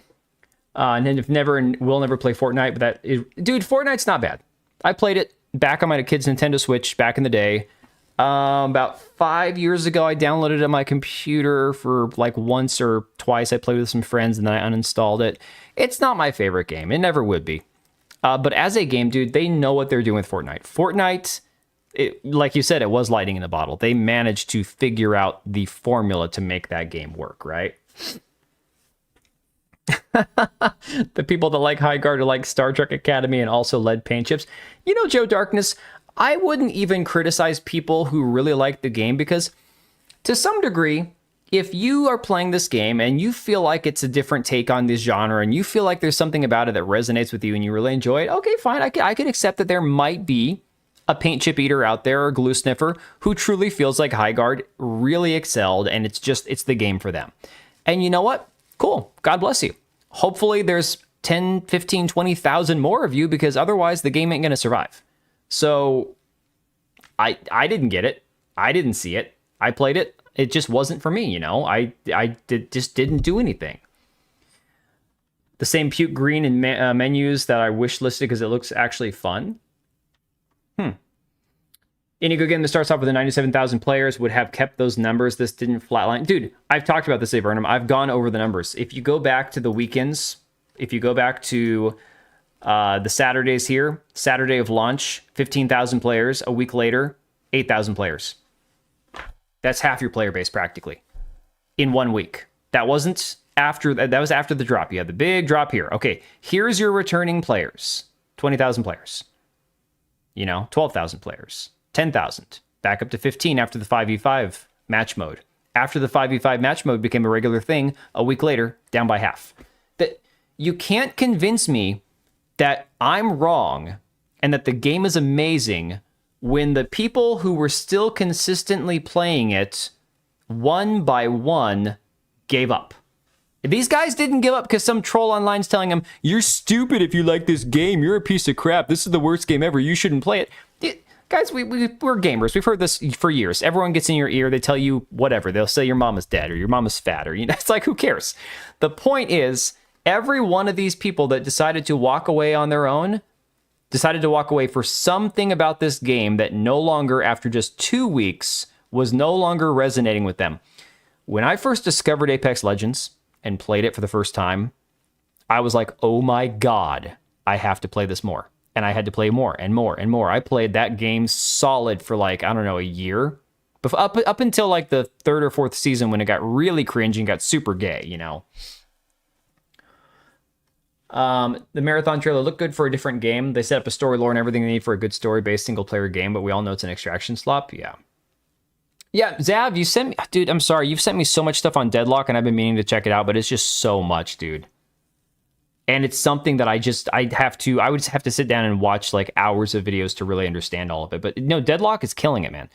Deadlock is putting up, when Deadlock finally launches, that game is going to be massive. Like if you want to talk about like a Marvel Rivals killer or something, Deadlock is going to be insane, dude. Your mama's an artist outsource special. Oh my God. Yeah, even with it being invite only, although it's not hard because once you have somebody in, all you got to do is send an invite, man. Just watch the first video I sent it, get across. I'll have to go back up in our conversation and find it, dude, but for sure, dude. I'll put on my list for tomorrow to watch while I'm at work. I played Four Guys. I love the game. The lack of content when it first came out on Switch. The other games came out around that time, got me distracted, and I left for Fall Guys. Yeah, I mean, dude, it's people come and go with games. There's nothing wrong with that, and you have to accept that as part of the reality of competing with other games, especially in the live service space. But you got guys like this saying, in a world where nuance is dead and dogpiling is the meta on Twitter, I think there's an actual takeaway here. You can never blame the consumer for not consuming. The product was just not worth consuming. Inversely, we have to stop pretending negative reviews don't harm the chances a game has to be successful. Bullshit. Bullshit. A game can have negative reviews, overwhelmingly negative reviews, and still be successful. You want to see a fun one, guys? I've been watching this because I covered this, and I got dogpiled on my live stream after it went to VOD on Overwatch. Here's a fun one. Little easy documentation here. All right. Overwatch, the relaunch, sitting at 28%. Okay? 28%. That's the review rating. 28% positive. 70,000 people in game right now. 24-hour peak of 122,000 players. All right. The game apparently sucks, but apparently it's awesome. So you make your own determination. But Monster Hunter Wilds, to this day, I believe still has an overwhelmingly negative review score, or at least a more negative than positive. And it still has tens of thousands of people who play it. It peaked at like 1.3 million people. Oh, Mugenics has a overwhelmingly positive review score. My point, no, Mugenics is kicking ass. Mugenics is cleaning house, dude. My point was that just simply having negative reviews doesn't kill a game. Does not kill a game. Yeah, a lot of people were not happy with the launch condition of Wilds. I understand it. But I'm sick and tired of people saying, oh, but the negative reviews. Just shut up. Just stop. Highguard had thousands of overwhelmingly negative reviews from people who played it for under 1 hour. And those are still legitimate reviews, whether you like it or not. You can't call that fair. Yes, you can. Yes, you can. First impressions. You know what? I considered when I downloaded the game and I got stuck going through that tutorial, it was like playing Reloaded. My Reloaded stream where I played the game for maybe an hour and I just was like, if the stream hadn't crapped out, that was honestly kind of a godsend, so I could just go to bed and just walk away from that game.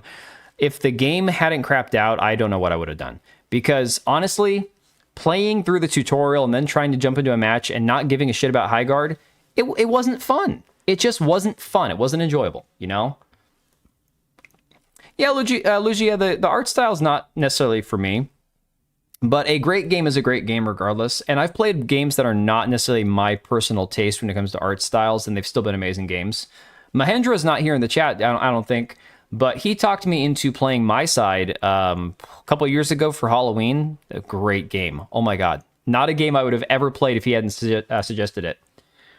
No Man's Sky, they turned it around from a negative reception. Right. Exactly. No. So, Serrano, where do I fall? Because I gave it a negative review based on my impressions of it, and I played for 3.5 hours. Is that long enough? Like, is 3.5 long enough, but 4 hours is not, or 4 hours is, but 3.5 isn't? Like, come on. Take League of Legends, for example. In my first hour of ever playing that game, I would have given it a 1.5 out of 10 because I didn't understand the systems in place. Highguard is not complicated. Stop trying to make it more complicated than it is. I played maybe 10 matches between 3v3 and 5v5 the first weekend Highguard came out. Okay? I won the majority of my matches. I had the most kills in most of my matches. It was not a complicated game. I'm a man, so I'm wrong by default. There you go. Yes, exactly. Review brigading, which is what Josh used as an excuse. Exactly. But even that being said, I want to talk about it not just from the review brigading side of things, where it's like, okay, a bunch of people were told to go mass review bomb a game, and therefore the game failed. This was people who were like, nah, man, this game ain't it, dude. You can still not understand the game's systems and have fun. Understanding the systems improves your enjoyment. Yeah, so there are games that I haven't excelled at, like I haven't jumped in and known exactly what to do at launch, and I still had fun. right? And you get better the more you play it. Hell Let Loose is the prime example of a game where you don't have a clue what you're doing when you first start playing the game. And the more you play it, the more you feel comfortable taking on a new class of character that you haven't played before, taking on more responsibilities on the battlefield, and it just kind of grows from there. But sure, you jump into Hell Let Loose even after doing the tutorials, you're still not going to have a freaking clue what you're doing. Up until you play it for a little while, then you feel comfortable actually jumping in, you know? The game's insanely complicated. I have no idea what I'm doing. Even 10 hours in is a driving force of why I love it. Solving the puzzle and being shit at something is fun. Yeah, but Zab, you're talking about it like a gamer, okay? You're looking at it from the perspective of somebody who actually wants to get better at something. So this guy quote tweeted Scooch here and said, if a game, here's a statement, guys. Here's a mouthful for you. And it's a very short one-line sentence here. If a game's not entertaining in 5 minutes, we check out. That was from Bungie's founder, Jason Jones, allegedly. Now, I haven't fact-checked this, but apparently this is from the Bungie founder saying if a game's not entertaining in 5 minutes, we check out. That's huge. That is massive. And it's very, very true. Because for a lot of us, you get your first taste of a game, first impression of a game, it's going to taint the way you look at that game. And yes, DB Wild, I said taint. Giggle about it all you want. The way that you look at that game for the next hour or two. And if it's not a game, here's the thing. You bought a game. And let's say you bought a game on console, not on Steam. Let's say you got suckered into buying a PlayStation or, you know, a Xbox, and you can't get a refund after playing your game for the first hour because, hey, they just don't give refunds. I don't know. You're going to make yourself play that game, and you might push through and get to the point where you go, oh, okay, this game's not that bad. Now I feel better about this game, right? But if it's a free game and your first impression is bad, you're going to walk away because, didn't cost me anything. No, not Tainted Grail. Oh my God. Seeing that quote from the founder and then looking at them saying, don't make the DLC too good is quite something. Yeah. If the sex isn't entertaining in 5 minutes, we pull out. Always pull out. There's something Bungie needs to remember. It applies here too. There are too many great games out to expect players to hand over 40 plus hours hoping it gets good. Devs don't have that luxury. So that kind of takes us into the Concord verse, as they are calling it now. So this guy, Noir, he cooked a little too hard with this Concordian timeline tweet. Pissed off a lot of people. But you can see we had Concord, August 23rd, 2024. Then we had Highguard, just a month ago now. Not even a full month. We got March 5th, Marathon coming up, which would be the Concord 3. Again, I'm on the fence, guys. I'm on the fence about this being a Concord 3, only due to the fact that I am seeing a lot of people, a lot of hype for this game, even though I don't think it's warranted and I can't tell if any of it's organic or not. And then, of course, Horizon Hunters Gathering. Not even mentioning Fair Game, because Fair Game, we talked about this on Discord. I think Fair Game is just going to get canceled. I don't think Fair Game's ever going to happen. But then he updated the meme and says the Concord verse is fire. And here you go. You got Concord. Let me hide this stuff a second so you guys can actually see it better. I'll just make the chat disappear. Where is that at? Here we go.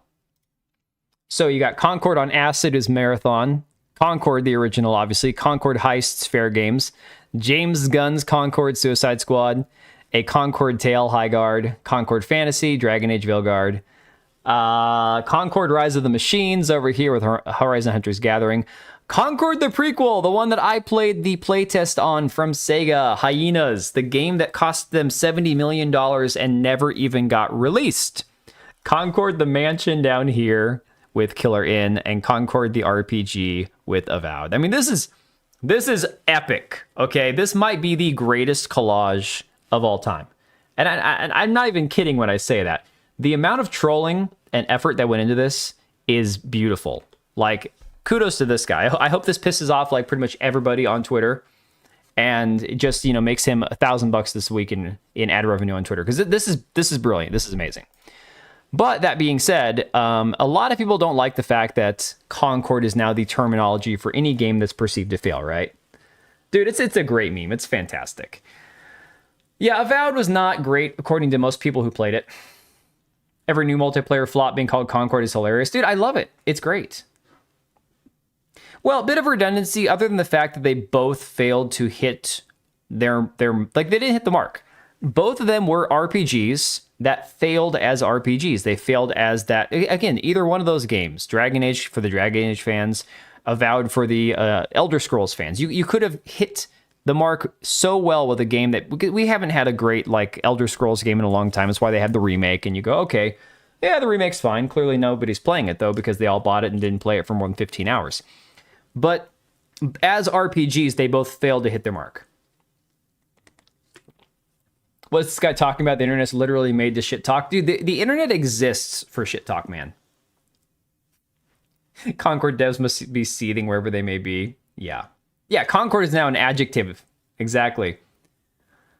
It is cool. This is the similar equivalent to the E.T. Atari game. Oh my god, dude. Now you're going way back. That's crazy. So you got this guy here saying, damn, y'all really turned Concord into a phrase to describe games that are seemingly DOA. It's really sad. And now I want Marathon and Horizon to be good out of spite. The incessant hating is not good for the video game industry. Okay. Saying that you want a terrible looking game to be good out of spite is just as bad as saying it's bad to hate everything. Like, what are you talking about, dude? The images that Noir lifted, the first one popped off on Asmongold sub. Oh, he didn't make that one? I thought he made that one. That's crazy. Yeah, bring it on, exactly. Sony never learns. They still have the HQ in the US and Japanese are dissing them too. Yeah. So then you got more of this cope here. Mactix, I've talked about this guy before. He's got some shitty takes. I will never understand people that get excited about the prospect of seeing something fail. Weird. Kata coming back saying it's very easy. The black... Is this hokage? I don't even know what that word means, and I see it on Twitter all the time. Dude says, saving this tweet just in case Marathon does fail as proof that some were rooting for its failure before ever touching it. You don't need to freaking save one tweet as proof. There's plenty of proof out there. When things go bad, folks love to revise history like they weren't asking for that outcome. The new trend is beyond weird. Some gamers who claim it's nothing to play, dogpiling and everything new, just miserable. I love it. So we have two camps of people. Here's where we are nowadays, guys. Here's where we are.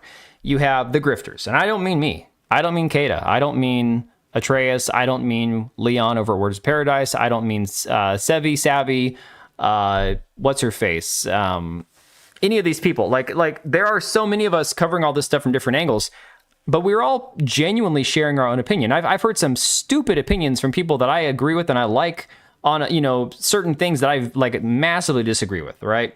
And I'm like, dude, you're crazy. You're wrong. But, we can have our own opinion. We're not all repeating the same line. The actual grifters, in my mind, are the shills. The people who will suck any company's D or kiss any company's ass to get that exclusive, early access pass or get flown out to an event, or basically the ones who are just going to prop up every single piece of game slop coming out of the AAA gaming industry and tell us you're not allowed to hate things because that's toxic, that's mean, that's nasty. It's like, no, I could show you in my Steam library, the games I have on my desktop. There are lots of games I love. These are the guys that are ruining it because they're telling you you're not allowed to criticize anything, and if you do, it's just hate. These are the actual grifters. That's the problem. These guys are the ones who are just doing this for a financial benefit. That's it. I enjoy being liked. That's how I feel every time I talk to Leon. Yo, Smeg with the 5 gifted. Appreciate it, dude. How are you doing, man? How are things down under? Hokage is the master ninja from Naruto. I've never watched that. I didn't even know that. Hokage? Hokage. Watch Naruto. I don't watch anime! I do love, though, the Black Viking, the Black Hokage. Guys, that's cultural appropriation. Y'all shouldn't be doing that. I was told that's bad, Oh, you hit paper ligers. Love it, dude. Triple gay industry, exactly. If what they provide be experience, trip money, or exposure ends up changing your opinion, then you're a grifter. Exactly, dude. Exactly. That's just... Smeg is best Smeg. Smeg is one of the only great things to come out of Australia. Well, kangaroos suck. I take that back. They're awful. I'd probably enjoy Naruto. I mean, it's not that I wouldn't. I'm not an anime hater. Dude, I'm finally taking the time every night, even if what time is it now? 10:50. We are so far behind on the stream, it's not even funny. Whatever time I get done, I'm going to probably read about 20 pages in The Witcher, because I got done with book 1. I got started on book 2 on Time of Contempt, I think is the name of the book. I can't remember which one it is. And then I picked up the prequel, the short story one that takes place before Blood of Elves. So I'm actually 70 pages into that one instead. The Last Wish, I think is what it's called. Last Wish? I can't remember. So I'm finally back to reading, guys, and I don't even have time for that. So, hot girl with an Aussie accent does something special for me. Dude, it does something special for everybody, all right? You could be a straight woman and still get turned on by an Aussie girl. Well, maybe bi, I don't know. What's a quick jaunt through One Piece? Get out of here. Look, I'm not an anime guy, and even I know that One Piece has like 1,000 episodes or something. There's no way, man. No way. We have Ray Gun Breakdance Sensation. Yo, Korean Cowboy, I have gone like years. Solid years. I mean, I read articles. I've written articles. I read lots of stuff online, but like actually sitting with a book in my hands reading has been way too long. So... anyways, this guy thinks he's going to document it as some sort of own on us that we made the game fail, okay? You got people comparing Marathon to Arc Raiders. That's another thing we've seen. This guy Glad saying, I think Marathon is going to be relatively successful. I think that's a fair take. I could see it doing well. Maybe not doing the numbers they're hoping for, but doing okay. Changes to the game seem desirable. It's coming out at a decent time, winding down from Arc Raiders. I think its success will be 10 times 10 by getting huge names involved like Peanut Shroud. I don't know, dude. A lot of people have given Burnt Peanut a lot of credit for Arc Raiders doing well. I don't know. Arc Raiders is a fantastic game. I still play it. I don't watch Burnt Peanut. Do I think that he's helping with some of the people playing the game? Maybe, creating a little bit of more hype about the game, a little bit of buzz, sure. Is that going to make 100,000 more people play the game? No, I don't think so. Shroud? I doubt. Dude, people watch Shroud because he's like a god at competitive FPS. People don't watch Shroud because they want to play the game that he's playing because, oh my god, he makes it look so fun. No, Shroud has some of the worst gaming takes as well. He's had some of the absolute worst opinions on games that I've ever seen. But again, I think it's reasonable to say Marathon might be decently successful, I know Arc more than I know. Dude, exactly. Never heard of him. He's the biggest Twitch streamer right now. He's an Avatar Peanut VTuber thing. He talks like a big fat chud from Texas, and he's just he screams a lot, and that's about the extent of it. He's like, getting ready for Empress. Why are you doing that to yourself? I played it for an hour. I'm done. Never again. Never touching it again. He isn't worse than Ninja. I don't even know enough about Ninja other than the blue hair and that he used to play Fortnite at way too old of an age. It's a boost because the base game is actually good. I mean, there you go. Even if it's not putting in numbers that are like insanely higher due to Burnt Peanut or any large streamer playing the game, obviously it puts eyes on the game. So you can't argue that it might be giving it a little bit of a boost. This guy here, Otter Tweets, has some of the stupidest opinions though. Marathon is going to be successful, but I wouldn't be surprised if it performs lower than Arc due to the lack of kindergarten lobbies and casual appeal. Hope I'm wrong. Guys, how are you having fun? The game is garbage. The game is awful.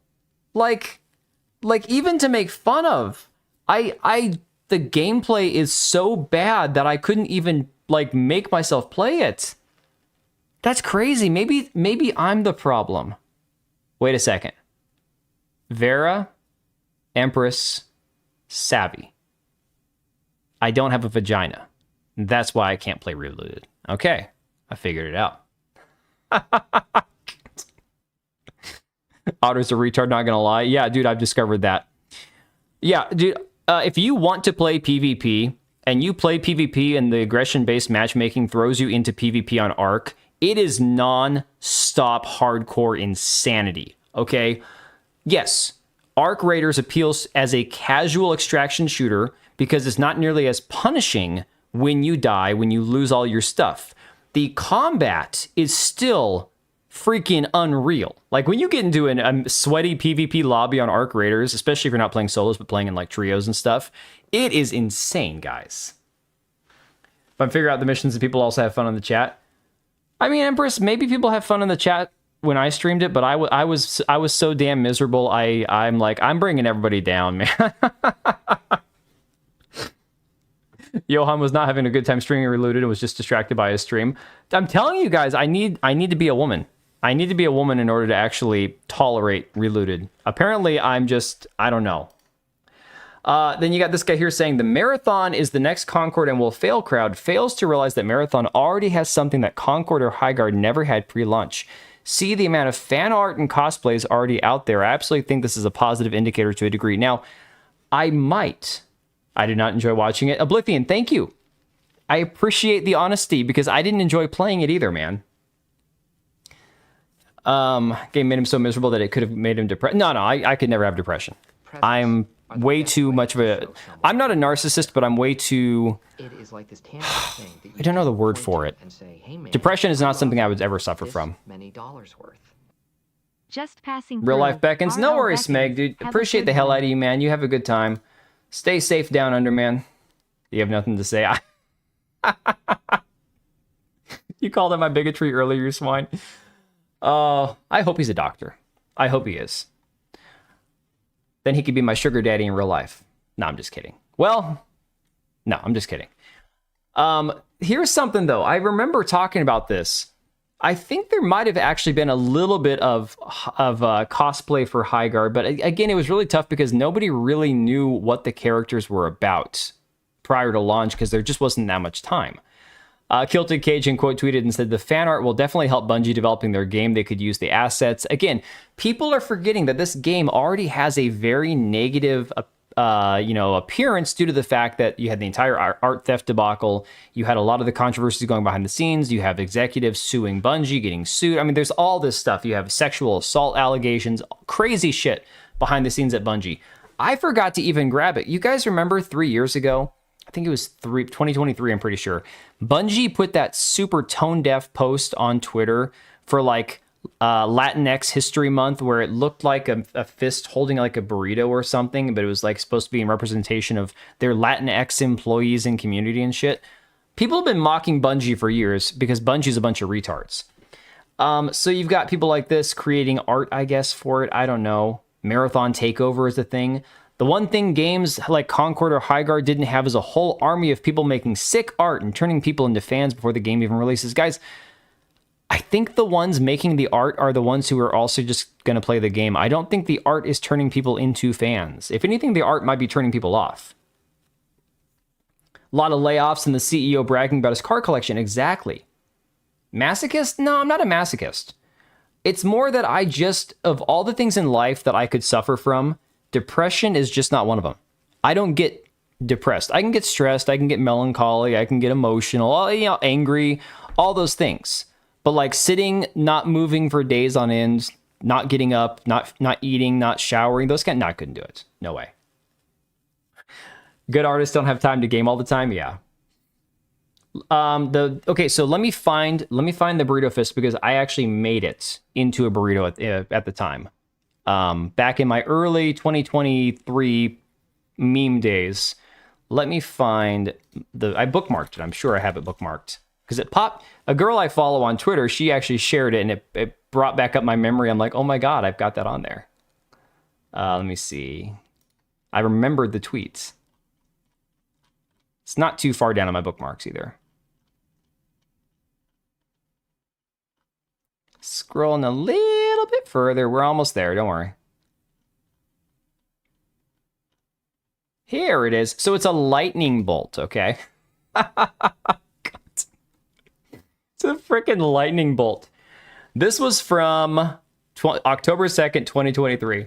Being Latin AEOX is more than just a location on a map, but just as being Hispanic is more than the language we might speak. We are proud to introduce our newest idea, Latin at Bungie. Looks like a freaking Taco Bell ad. I mean, this is just god awful. And then they got community noted.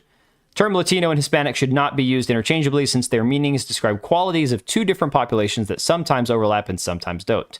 Latinx is a term that most of the Latino population does not identify with.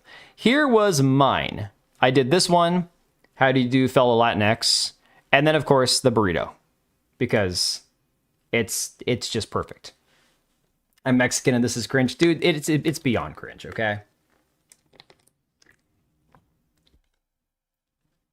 What is that? Any of that except the hand represent? It's Mexican-ish. It's you know how everyone thought Bad Bunny was Mexican because he spoke Spanish.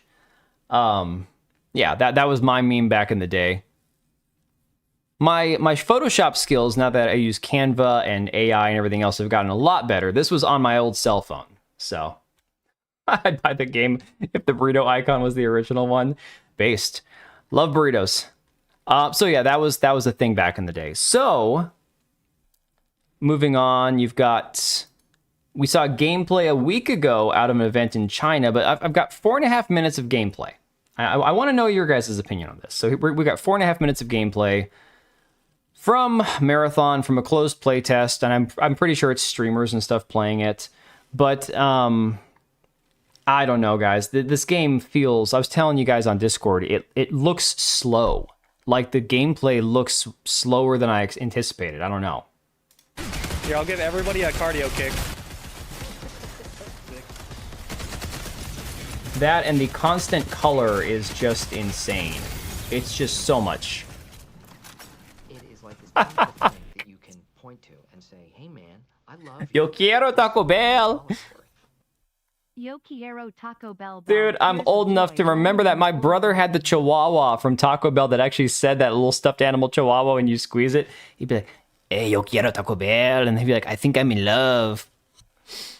You have to see a gun. Dude, none of the guns look cool. None of the guns look cool at all. Nure voice, I'm European. Exactly. He looks like Hassan. He does. He looks like a Latino Hassan. It's creepy. Thanks for the 2, Lucy. I appreciate you, man. If it wasn't for the stupid Grammys, I would never even know who Bad Bunny is. Yeah. Latinx is authentic to Latino and Latina the same way that Taco Bell is authentic to Mexican cuisine. Exactly. Exactly. So yeah, the footage is weird, guys. It really is. The items look weird. The characters look weird. Another med drone if anybody needs a refresh. Now, the funny thing is the gunplay reminds me of Highguard. I hate all the scopes. I hate all the optics. Wait, why is this a 6-person raid? What is this? Dude, that's just the effects in this game. The smiley faces, the weird androgynous characters, the over neon colors, all the particles. That's just the style of the game, man. That's like the smiley face thing is like a healing drone.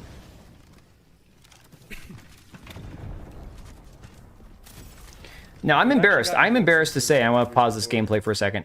I said Highguard will peak at 250,000 players on Steam because it's free to play and everyone's talking about it. That was my liberal estimate. My conservative estimate, I probably would have said like 150,000. But I honestly thought Highguard would hit 250,000 players on Steam simply because all the coverage, all the talk, all the negativity, all the hype, all the deflection, all the drama, free-to-play game, multi-plat game, just play it, you know? See it for yourself, whatever. Oh, I was dead wrong. So the reason I bring that up is I have famously said many times on stream that I originally thought this game would hit 100,000 concurrent players on Steam. Even if not at launch, let's say the first weekend. At some point in the first weekend of the launch of this game, I was thinking it would hit 100,000 players on Steam, which means it would have to sell like 1 million copies to hit that number. Because again, you got to factor in it's like 10% of that playing the first couple days and whatnot. When you complete the raid, do the 6 members of the team vote to choose a biscuit for the other 5 to sell? Oh my god. Crazy thing is because the art style, you can probably decrease the resolution to 360p plus software rendering and you wouldn't even notice. The game probably runs well, dude. The game probably runs really smooth, okay? Because there just isn't that much texture. Yeah, hideous, disgusting colors. It's disgusting, man. Gotta check the bodies. And these are the bodies. Those round orbs are the bodies left behind. There's some that are actual bodies and some that are these little weird round orbs. Oh, nice.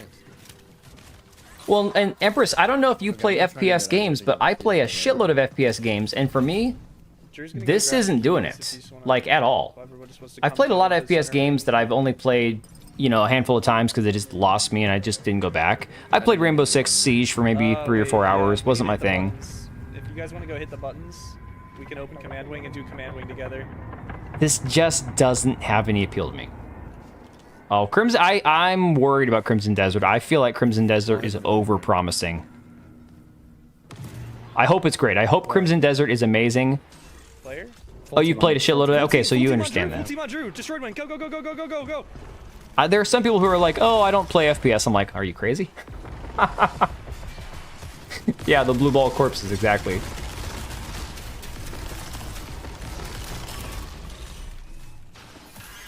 You know, for me, even if the combat looked better, and I'm watching it on OBS as well as over here, even if the combat looked better, I hate the guns.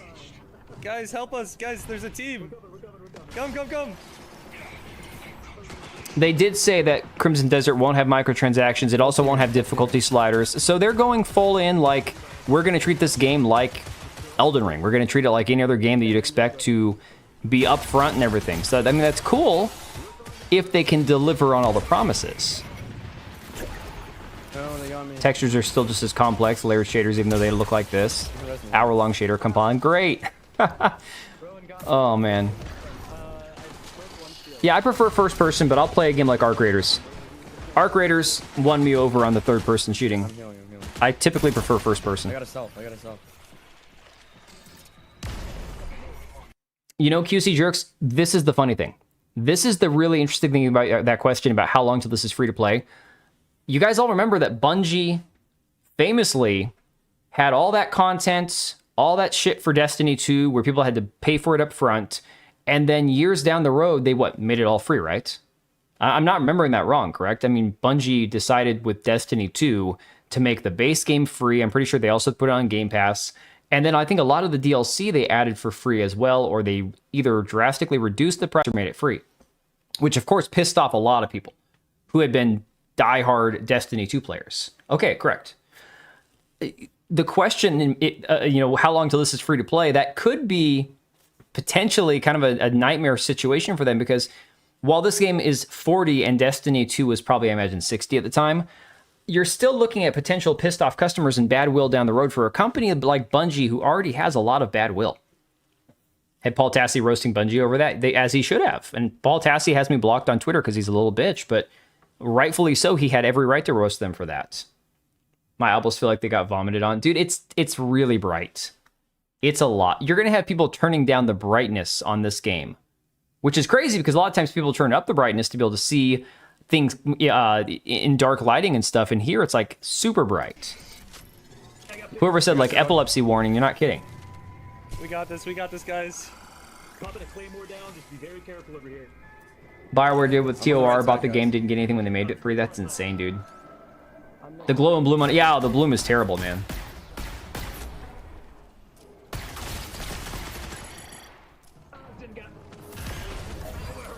Like my monitor, I keep pretty non-bright, pretty dim as far as like the settings go. I try to not have it blind me every time I use it. Come grab this. And this is hurting my eyes to look at. I got one. Oh, and they took some of the content away, vaulting it. That's crazy, man. I got two, boys. Get in, go in, fly in. So in that case, why is anybody simp for Bungie? Why does anybody stand for this company? I don't understand it. God, this gun that he's using is reminding me of, like, really hardcore of Highguard. Yes! Wait, one more. Come up! Yes! Let's go! Yes! Let's go! Yes, boys! Let's go! Rook Squad! Well, I mean, I'm going to try the server slam. Because Memories of Halo, dude, you won't find a bigger Halo simp than yours truly, okay? I freaking loved Halos 1, 2, and even 3 I didn't play as much of, but, you know, Halo 1 and 2 were fantastic. That was like half my childhood right there. That and Nintendo games, Legend of Zelda, but Halo for me. Halo was one of those franchises that could do no wrong. And Halo Reach was awesome. Halo ODST was awesome. Then we got Halo 4. And all of a sudden, that entire fantasy came crashing down. And, I mean, I didn't play Destiny 1. I played a little bit of Destiny 2 off and on.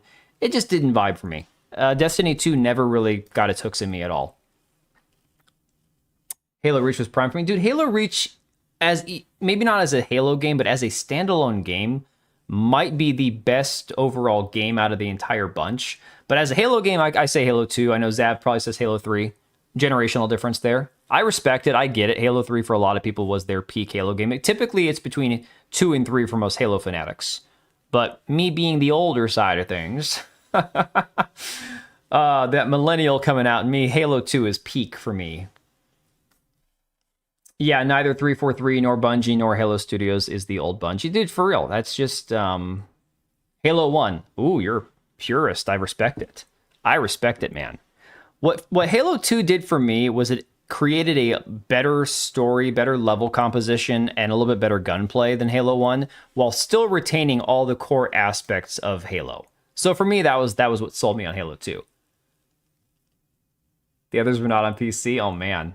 Dude, you got it. Dude, Halo 2 was great. Halo 2 that was a good time. May I also go Halo 1, but Halo 2 was fantastic? Okay. Zav, I thought you told me, though, but didn't you say that Halo 3... Wait, you said you didn't play a single Halo game until the Master Chief Collection within the last year. All right, so am I remembering it wrong? I thought you told me that Halo 3 was your favorite. So what is your favorite Halo game, then? Yeah, the dual wielding on Halo 2, the pistol and SMG combo, fantastic. Like, for me, that was peak, right? That was amazing. So you got guys like this Blue Thunder dude saying, wait, this is the game that you all constantly complain about looking bad. Otter tweets again saying, this is the game everyone's complaining that looks bad. This game. I said, yeah, are you blind? Everyone else in the comments is saying the same thing. Holy information overload on the HUD. Somewhere back there is a game, I guess. Yeah, looks pretty shit. Low-key hard to distinguish from Apex and Highguard's gameplay. No, that's a terrible take. This looks nothing like Apex. And the weapon he was using, the targeting reticle, reminds me of one from Highguard. That's the only exception there. Yep, that's the one. The one that they for some reason decided to make as solo unfriendly as possible. I mean, people are nitpicking the wrong thing with this game. They really are. Are we in the Matrix? Yeah. I did like Reach quite a bit more than Halo 3. Oh, you didn't even get to Halo 3. Huh. Well, then I'm remembering a conversation that we didn't have. My apologies, dude. Okay, Kata. I gotta get a hold of this man, smack some sense into him. Bros, I think Marathon might not be that bad. Then he followed it up. I think he started getting roasted, and so he changed his opinion. He followed it up with, because it looks way worse than I thought. That was either bait, or he quickly realized, oh shit, I have the wrong opinion here. Yeah, I think he pivoted. I don't think that was a troll tweet. I think he suddenly was like, oh shit, I'm gonna... Dude, Kata the other day called Two Towers the Twin Towers. I'm like, holy shit, man, no, you can't do that. Yes, Halo 2 came out in November of 2004. Dude, it was a crazy year. Look up 2004 video games if you guys don't know. Avernum is probably already looking at the list. It was an insane year. AI and Reach felt weird to me. Also was the beginning of a desaturated look.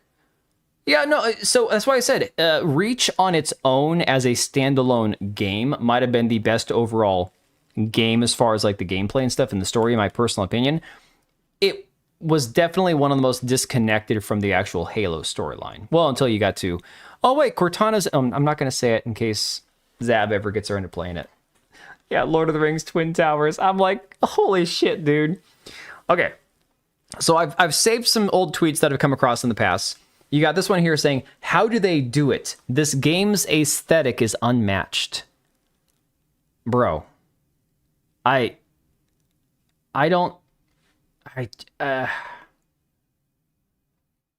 of my head, WoW, Halo 2, well, NFS. Oh, Underground 2. Okay. AI slop. I have no words for this, man. It's a vandalized mannequin. Thank you very much, sir. Artists are gravitating to Marathon. Oh, because you got someone saying artists are gravitating to Marathon because the style is truly innovative. It draws from the futurist ideas of the 90s and synthesizes it in a tactile future that feels attainable. That's a lot of words to say nothing. EQ21, thanks for the follow over on Twitch. Appreciate it. What was pulled off here is truly special and will spearhead a new genre of sci-fi. Bro, they said that about Concord. Concord was supposed to be Sony's Star Wars. Like, are you serious right now? Like, are you really going here? Kilted responded and said, artists are gravitating to Marathon in the hope someone at Bungie steals their art for a game and they get a fat fucking payday. Exactly. None of us know what Anti-Real got in her settlement from Bungie. It probably was a 6-figure sum, okay? We need to be honest with ourselves. Marathon is one of the most unique-looking games of the decade. A lot of big companies don't try to make something as bold and eye-catching. They choose the safest options or fail trying. Big respect to Joseph Cross for pushing it through. Yes, Joseph Cross, the art director who had to step down, fall on his sword because his team stole artwork off the internet. That same Joseph Cross. Yeah, Equilibrium, you know, man. You know. Here's my favorite one, guys. Can you guys... Marathon looks like Tron if Tron was made of plastic. I'm not clicking on this person's profile because I know exactly what I'm going to see. And I'm not in the mood to pull up Lady Dick on my stream. I need the transgenders they got in the marketing room in my room right now. Yeah. So that's apparently who Marathon appeals to.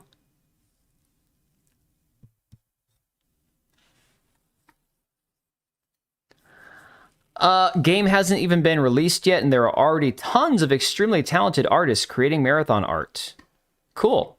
So people who are probably starving artists who don't have money to spend on video games are creating art for a game that they might or might not play. So when I talk about it, guys, I understand like there are two aspects to this. There is the Marathon has numbers. They have hype. They have a lot of eyeballs on their game. They have a studio like Bungie. There's a lot of controversy. There's a lot of talk about this game. And it's only a $40 price tag. You got to look at that. People have an easier time with a $40 game than a $70 game. That's just reality.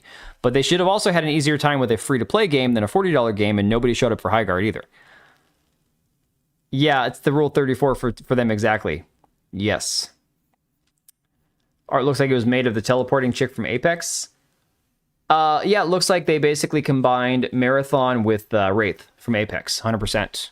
Actually, that very much... this pose here, this face does look a lot like... Actually, there are Wraith skins on Apex. Hang on a second.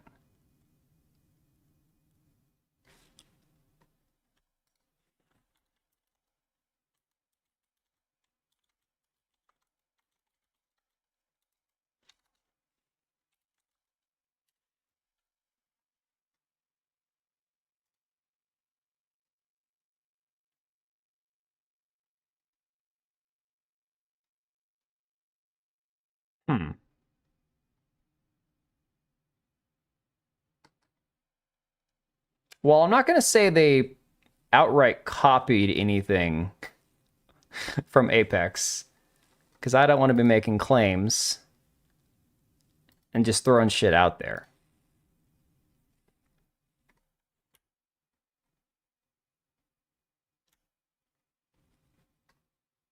You got that one there. And then this one here, I was wondering, because I've seen this skin recently on Apex, playing a match. And very much, look at the shape of the face, where it's in sections, very robotic, looks like a mask. Looks like Eve from Stellar Blade's way less attractive sister. Exactly, yep. Yeah. Looks very marathon-y. I don't know. It's very interesting. It just kind of, you know, makes you realize that there's not really much originality left these days. Even things that might be original are still taking heavy inspiration from other things that exist. Yeah, Google doesn't pop up with the Rule 34 stuff, guys, so I'm not too worried about that. I'm not going to have a Jeremy quartering moment on stream. Don't worry. We're not. That's not going to be a thing that happens. Yeah, that's the blurry image, but that's the whole skin there with the kind of robot looking body and all that. So I don't know. It's interesting. The similarities are definitely there. You already... Wait, I did not, a Vernum. I had, I think it was what? Marathon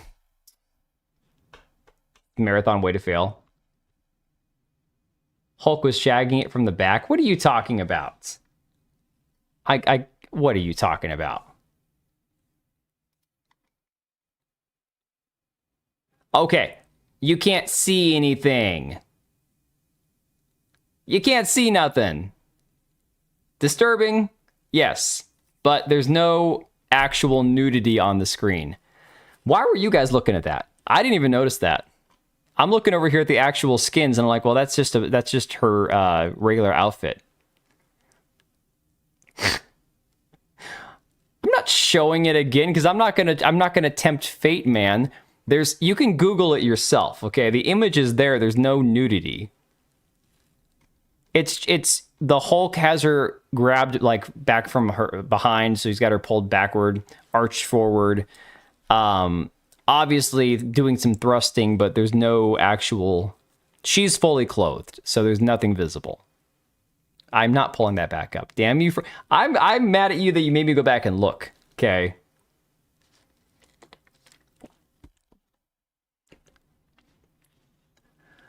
Yeah. I see, when you say Rule 34, I'm thinking like straight up like hentai kind of stuff. Keep describing. You guys, my side feels like it's about to explode because I was supposed to take my medication yesterday. Don't make me laugh.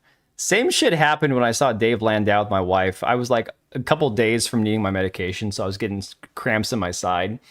And then I was sitting there for like 3 hours at a comedy club dying laughing. I'm like, my stomach is literally going to explode. Used to the real hard stuff? No, I've been around long enough that I've seen pretty much all there is to see on the internet, unfortunately. Maybe I'm just desensitized, which is why I just didn't even see it. The only thing I've seen from the quarterings was that it's blurred out, but from what I could tell, it was straight up full-blown whatever it was, yeah. It said Rule 34 app. Wow. Apparently I wasn't paying that much attention. Just saying there was none of this for Arc Raiders or Expedition 33. What is with comparing this game to something like Expedition 33? Literally, Marathon has nothing in common. That'd be like comparing Marathon to Mario Kart. It has nothing in common. Oh, Rabnet, if you ever get the chance, definitely worth it. And if it's a small enough venue, we got to meet him afterwards. Got a picture with him. Super cool dude. Really nice guy. Got to go to Freddy's. Oh, there you go. No, honestly, Dave is super chill. Really fun. So, you got Lucci here, another big streamer saying, I'm getting excited for Marathon, love Arc Raiders, but I can't lie, I'm excited for something a little more PvP focused. Guys, this is the stupidest cope I'm seeing from these people. What about Arc Raiders isn't PvP? If you play PvP, you will play against other people who PvP. It's that simple. You want to PvP, start shooting people. People are making this seem more complicated than it really is. Arc Raiders, you know the reason Arc Raiders, I have to go back to this screen because now I got to get rid of my Google search. Damn you guys anyways. I got to clear this out. Damn it to hell. You guys cursed me on that one. I'm blaming the chat for that one, you guys. Sons of bitches. All right, let me see here. Arc Raiders.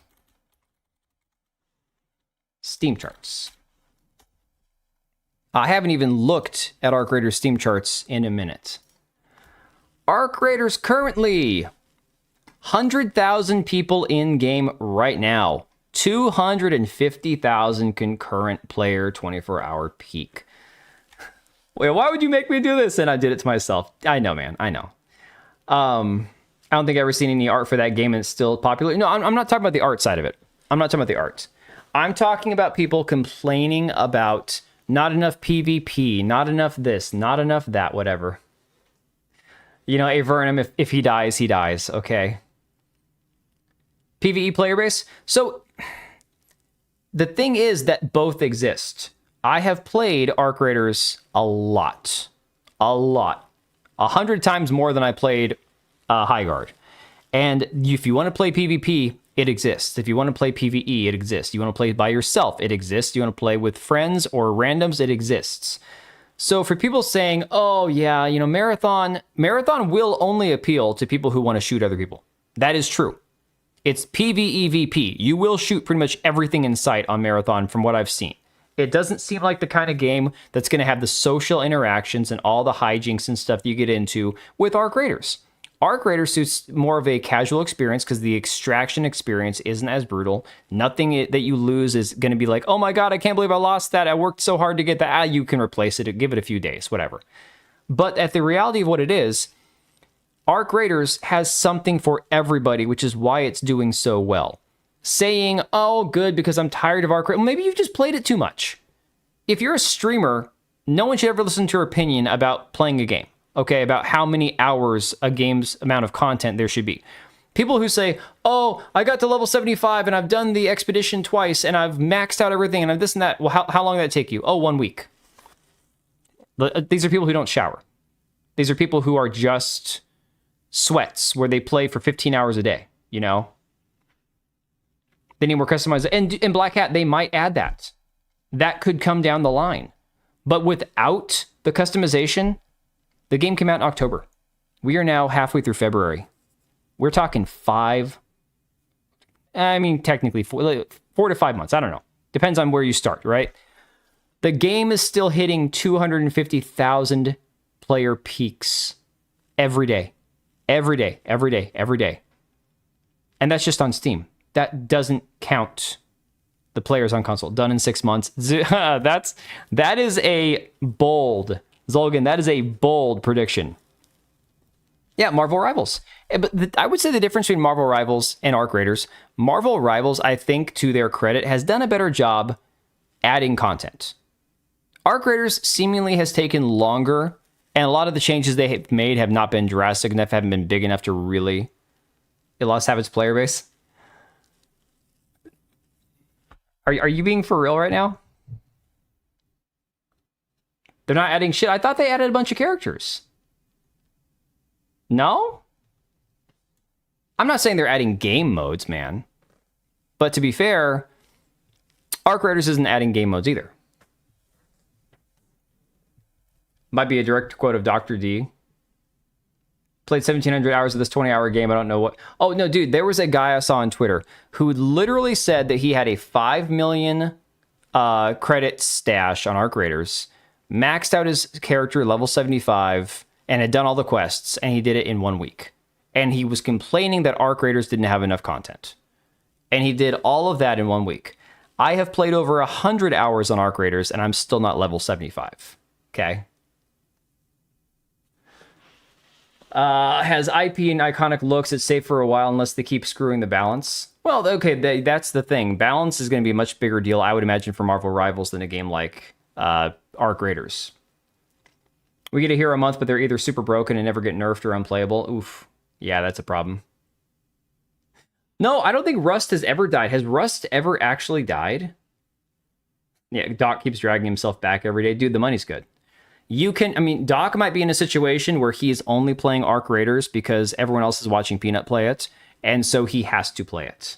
You know? You just need to get good. Oh, man. So, again, this is not a sign of a game that's lost half its player base. I'm sorry, I'm going to heavily disagree with that.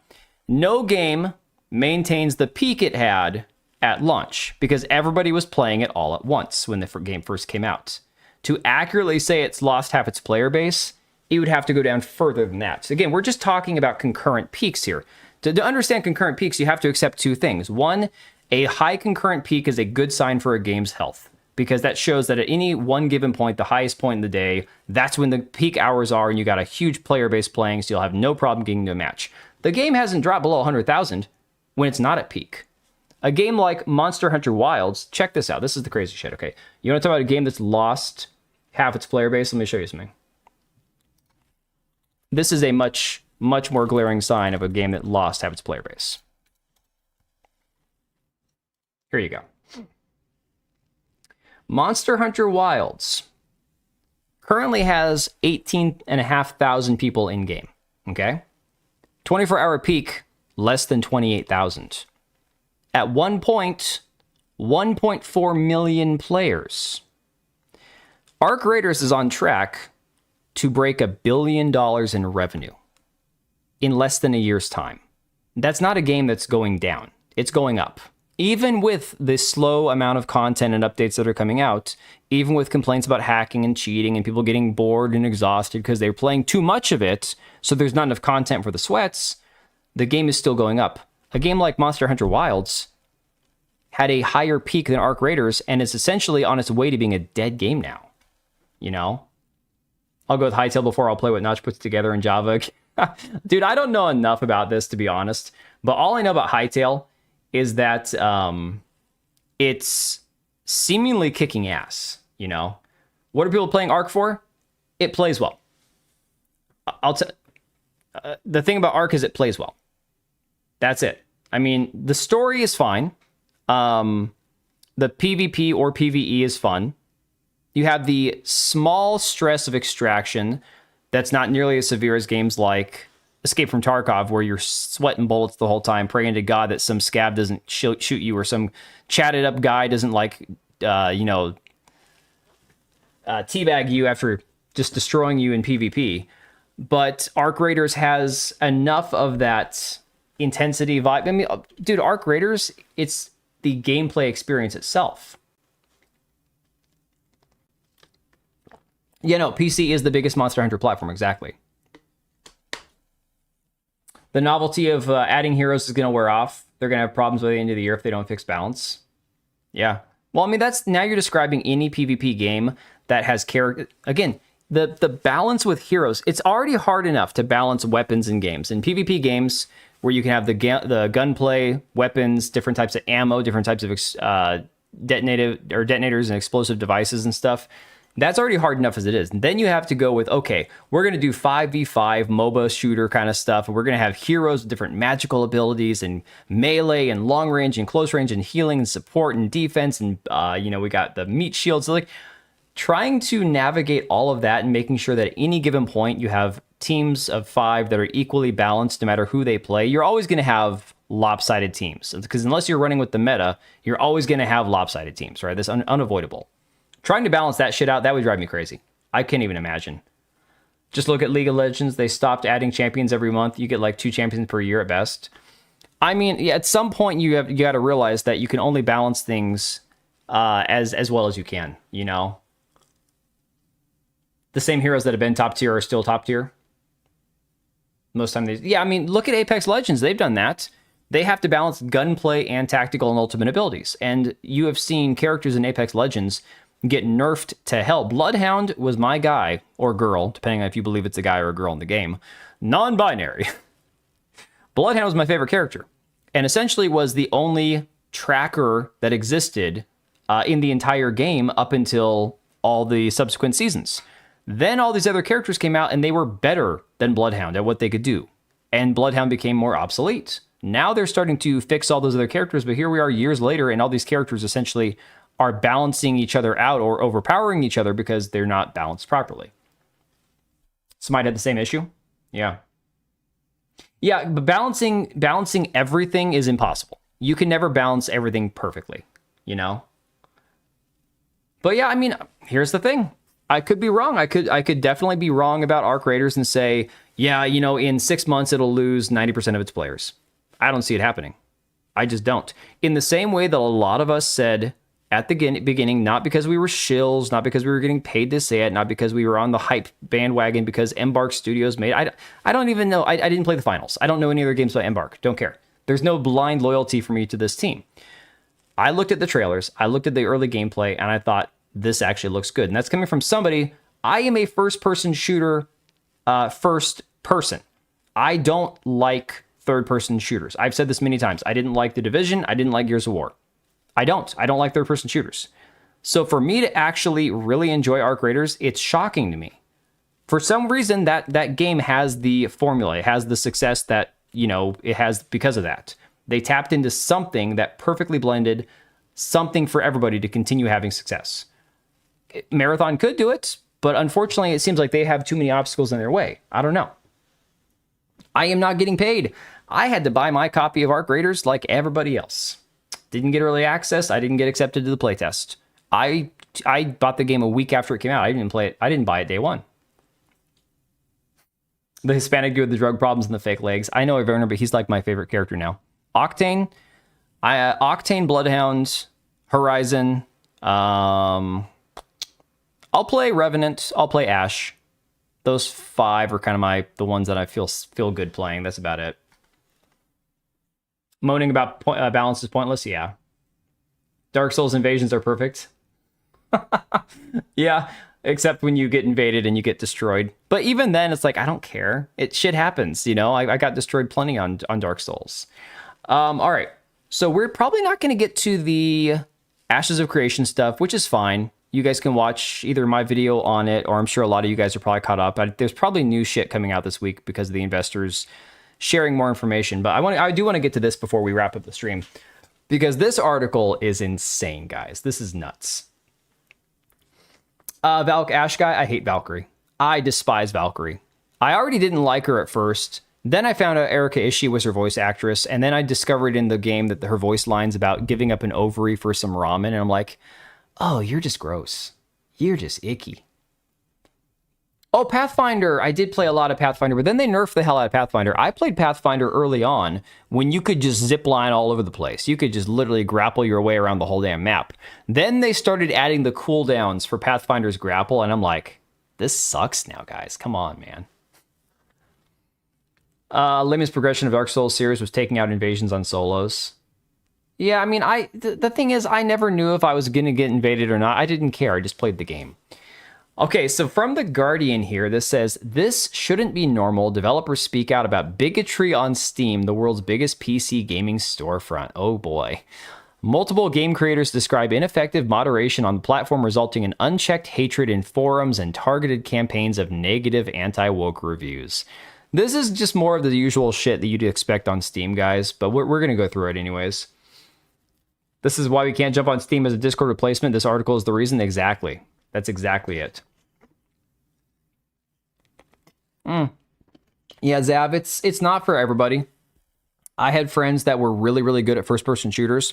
They tried to play Apex, and they got destroyed. So they were like, I don't want to play this. For years, the gaming storefront Steam has let abuse and bigotry pass through its moderation. First off, this is the biggest bunch of bullshit, because Steam, we have people on Discord, we have people in the stream that have been banned, timed out for like a week at a time from Steam forums, simply for saying something slightly objectionable, not even like bigoted or mean, just, oh, you said something that hurts someone's feelings, therefore you're going to get banned for like 2 weeks, can't post for 2 weeks. So to say that Steam doesn't have moderation is the most insane shit ever. It says, according to players and developers who use it, the platform is now host to reams of content that violates its own guidelines. According to developers who spoke with The Guardian, abuse, particularly directed towards transgender creators, here we go, is a fact of life on the platform. Everyone is at one another's throats all the time in reviews, discussions, forums, anywhere you can possibly find it on Steam, says content creator and Steam curator Brie Blonde Pizza Moore. I don't even know who the fuck that is. Yeah, I know Robert Duvall died. That happened earlier this morning. Honestly, his greatest role probably was on a movie most of you guys haven't seen, a Michael Keaton movie called The Paper. Really great movie. It ensures no one is safe on the platform, developers and consumers alike. Aside from the content of Steam's forums, sources pointed to 2 main causes for concern: bigoted reviews posted on games' Steam pages, which can hugely affect sales for the developers, and Steam curators, self-appointed tastemakers on the platform, directing campaigns against games they perceive to lean left or pursue inclusion. Now, here's the thing. Butt sex with Hitler 2069 is allowed on the Steam store. Here's the thing about this claim of bigoted reviews, tanking game sales, and everything else. They do not address in this article the fact that guys like the developer of Soul Ash 2, when asked if you were going to be able to have gay romance in his game, he said no, because you can't procreate. It's not part of the game. It's not necessary. People went and review bombed his game. People in the reviews would say, I loved this game, but after playing 30 hours, I have to leave a negative review because the dev is a bigoted, homophobe and all this stuff. No mention of that in this article here. No. They're not going to talk about the people on their side doing review bombing. He just said not a priority. Exactly. He said it didn't make sense because relationships in the game only exist to perpetuate your lineage. So if you can't have kids because gay relationships do not produce offspring naturally, then I'm not going to bother including it in the game because it's not a priority. Exactly. He didn't even say, no, gay people gross. It was simply, it's not something that I have a priority on. Let me see here. I'm not new to online harassment, says designer Natalie Lawhead, who spent 2 years trying to get reviews removed from their game's pages. Both reference allegations of sexual... What game? What game is this? Alien Melon on Blue Sky. Who is this? Report these Steam reviews that ridicule my SA made to my game. Steam moderators cleared them as acceptable. I can't flag them. What was this game? Steam community. Lucerist? This must be a user. That's the user. All right, so where's... Blue Suburbia.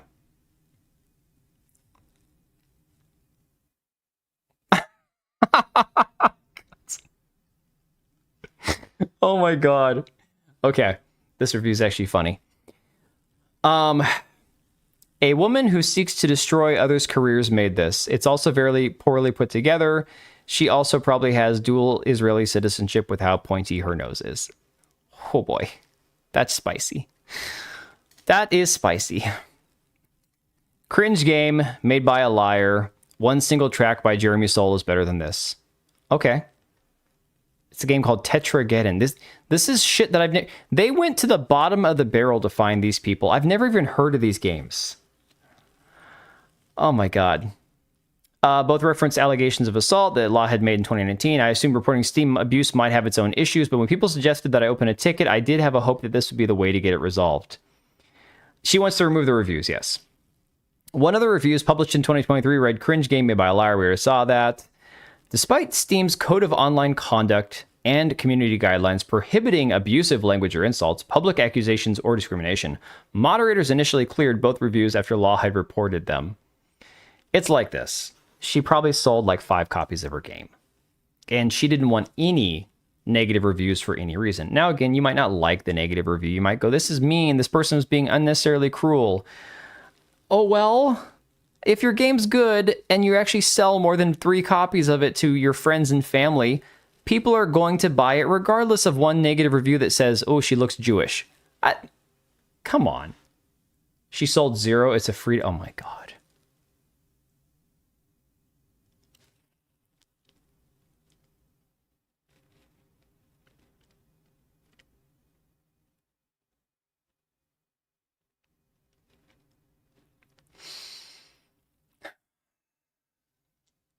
Yeah, Vernum, unfortunately, it doesn't work both ways, man.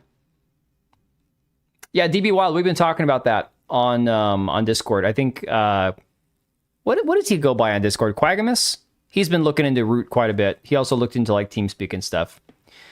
You can't make this shit up. You really can't. Free-to-play game. Steam does not allow cleared content to be reported again by the same user unless it's been edited, so Lawhead asked others on social media to do her dirty work for her, to report the reviews, which prompted Steam to remove the anti-Semitic example. The other, however, was passed again. We aren't in a position to verify the accuracy of statements made in user reviews, and we don't try to moderate reviews based on accuracy.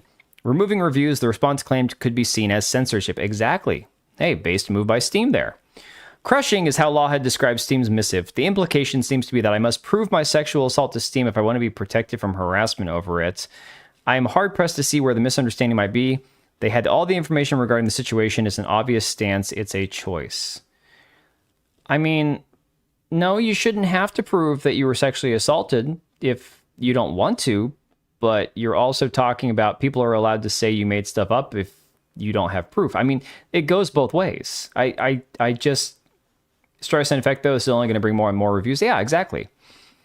The remaining review was finally removed, but only after Law had personally approached an employee of Steam's developer. Oh my god. Outside the moderation ecosystem. This was too much work for just 2 obviously unjustifiable reviews, they say, describing having to resolve the issue outside the usual channels. She literally pulled like a Karen at the supermarket and went over someone's head to find this Valve employee. I think this entire process of moderation is broken. And remember, these guys were also talking about how people shouldn't be allowed to leave reviews for games unless they play a certain number of hours. They should have to provide proof of like completion in game for reviews. Wanted developers with more spine. No. I don't want more developers. I want less developers. I want less developers. That's all we need. Yeah, more developers with a spine would be great, but the ones who matter already have a spine. The ones who matter are actually still in the industry making good games. All these other ones can just fuck right off. Let me see here. While Lawhead was able to call on public support to help get reviews removed, that is not an option for every developer, nor should it be. Not everyone has enough of a following. Others who have gone public with Steam moderation issues have received further harassment and have asked to speak anonymously or be identified by their first names only. Some games have been targeted by Steam curators. Ethan, the developer of Coven, a first-person action horror set in the 1600s, says he's been targeted by... Here's my favorite. Here's my favorite one. All right, Cage. Have a good night, buddy. Yeah, experienced devs are worth 3 times their number in noobs, if not more. If not more. So, says he's been targeted by Charlie Tweets Detected. I already shared this on Twitter, and he's going to send a retraction request to the Guardian over this, because here is how they describe the Charlie Tweets Detected curator page. A curator devoted to recommending games based solely on whether their developers are perceived to have correctly mourned the assassination of right-wing activist Charlie Kirk. Okay. Do you know the truth about Charlie Tweets Detected? It was a curator page that the guy made to show which studios had developers and community managers who were celebrating Charlie Kirk getting assassinated. Not to show whether or not the developers had the proper amount of mourning based on his assumption, his perception of it, but whether or not they were celebrating it. And this is how the Guardian frames this entire curator page, right? Charlie Tweets Detective's review of Coven, a first-person action horror game set in the 1600s, read simply, celebrated September 10th on Blue Sky. This encouraged others to post further reviews and comments related to Kirk and not the game. I even mentioned it to Steam support. Ethan says how it stemmed from that curator list, but they weren't interested. Instead, Steam supports claimed that off-topic constituted a recipe for cookies or something completely unrelated to video games that is clearly trolling. Reviews referencing Kirk, including one reading simply "Rest in peace, Charlie Kirk," alongside a negative rating, did not fit that criteria according to Steam. All remain in place today. Good. Oh yeah, Marxists always have to lie, dude. Steam is, but unfortunately, Steam also kowtows to a lot of these people too. Like that first one that we talked about, that they never should have even removed those reviews at all. Elsewhere, campaigns chase games that include trans or LGBTQ plus characters. A trans developer included on a curation list titled No Woke cites frequent discussion threads, including one that referred to them as a transvestite, which, by the way, transvestites are not transsexuals. When I was a kid, if there was a dude that liked to dress in drag, we just called them transvestites. We didn't care if they thought they were a woman, if they were straight, they were gay. We just called them transvestites. That's it. It's like the psyops are everywhere. Yeah, all these activists weasel their way into the studios and change them from the inside. That's what they've been doing for a long time, man. No-based major game company. You know, here's the thing. A lot of people have pointed this out correctly over the years. Artistic people tend to be left-wing. They tend to lean left. And the reality is, that's where a lot of your great art comes from, is people who are more, let's say, worldly, more liberally minded, whatever. And it's fine if you have those viewpoints, as long as you can still separate art from artists, and the artist can still convey a great story without, ham-fisting a message in there. The problem has been none of these people that are working in narrative design, these people that want to be game devs who don't have shit for brains, they're not smart enough to actually be a good game dev, and so their games all look like a 12-year-old drew them, or sorry, not even 12, like a 4-year-old drew them. Those people are activists. They don't have any actual talent, any artistic ability. They simply want to push an agenda, which is why so many of the games that we've seen on like the SBI detected list and everything else all look like a freak show, right? They're just hideous games. I don't need a quote-unquote based game developing company. I need a company that is skilled at making an entertaining experience, and if you want to have a certain story or message in your game, it better fit, and it better be good, Or if it's not, I'm not going to buy it. If I feel like you're pushing an agenda, I'm not going to give you my money. It's that simple. So yeah, it'd be nice to know that you've got a bunch of like hardcore. I know, I'm wrapping up. You've got a bunch of hardcore, like, MAGA, America first, blah. Yeah, okay, sure. But those don't tend to be your most artistic type people. Yeah, the art became an agenda or a vehicle. Exactly. Yeah, FromSoft's not awful. They still make great games, but again, by comparison, FromSoft still uses the whole body type 1, body type 2 thing. Doesn't seem to affect their game quality. They have weird storylines. There's people that claim that there are trans characters in the Dark Souls universe and the Elden Ring, and it's like, okay, so maybe they skirt the line with like touching on topics and stuff, but they tell it in a interesting, weird, artistic way, and they don't push any agenda in their game, I can't lean left. I have a crook in my spine that forces me to always lean. Oh my god. Got to play devil's advocate. If she is Jewish, she might have been a target by 4chan, 8chan Kiwi, so a smaller single dev, it might be off-putting, but to me, it's welcome to Internet 101. Yeah, truth. I can't. I'm not going to pretend to say that I listened to Charlie Kirk. I couldn't care less. I always viewed Charlie Kirk as more of a Facebook boomer type content creator. For people who were probably in their 50s, and there were young people that liked Charlie Kirk too. Just I being a mid 30s millennial, late 30s millennial, I thought of Charlie Kirk never. I knew the name. I'd see him on Twitter, and that was it. Which is why it shocked me. Like, it was crazy to me, the amount of people who hated him, because anytime I saw a clip of his, I'm like, he just seems like a chill guy. Like, whatever, Mog is gay, but it's creepy, which is exactly. Mog, the blood lord, right? This is why I play a lot of old games. Dust off your Xbox, your old Dreamcast. They're just better games. Dude, you're not kidding. There's a lot of them that are. So here, let's see here. I can't say the other word, woke. That word. Plain Toast's Emmy Lefevre points to reviews and discussions of Caravan Sandwich, a sci-fi action adventure and driving game which frequently approaches its queer characters negatively. To LGBTQ, there is no future or continuation for these sad gays and lesbians, reads one among many that remain visible on the store. You guys remember that Caravan Sandwich saga? This game? Actually, I was still more or less sociable, I think, with JDA and John Trent when the Caravan Sandwich game came out. The dev behind it, the person running their social media account was a complete sociopathic bitch, as I recall. One of those, I'm going to put more gay shit in my game just to own you chuds, and then nobody bought the game. It's like, okay, have fun. For sure, the anti-woke curators brought insincere negative attention to the game, Lefevre says. Valve's refusal to moderate any of this, making Steam reviews and forums the battleground for some kind of culture war, and is making them unsafe for marginalized people and regular gamers trying to simply enjoy the game they bought. Here's my favorite one, guys.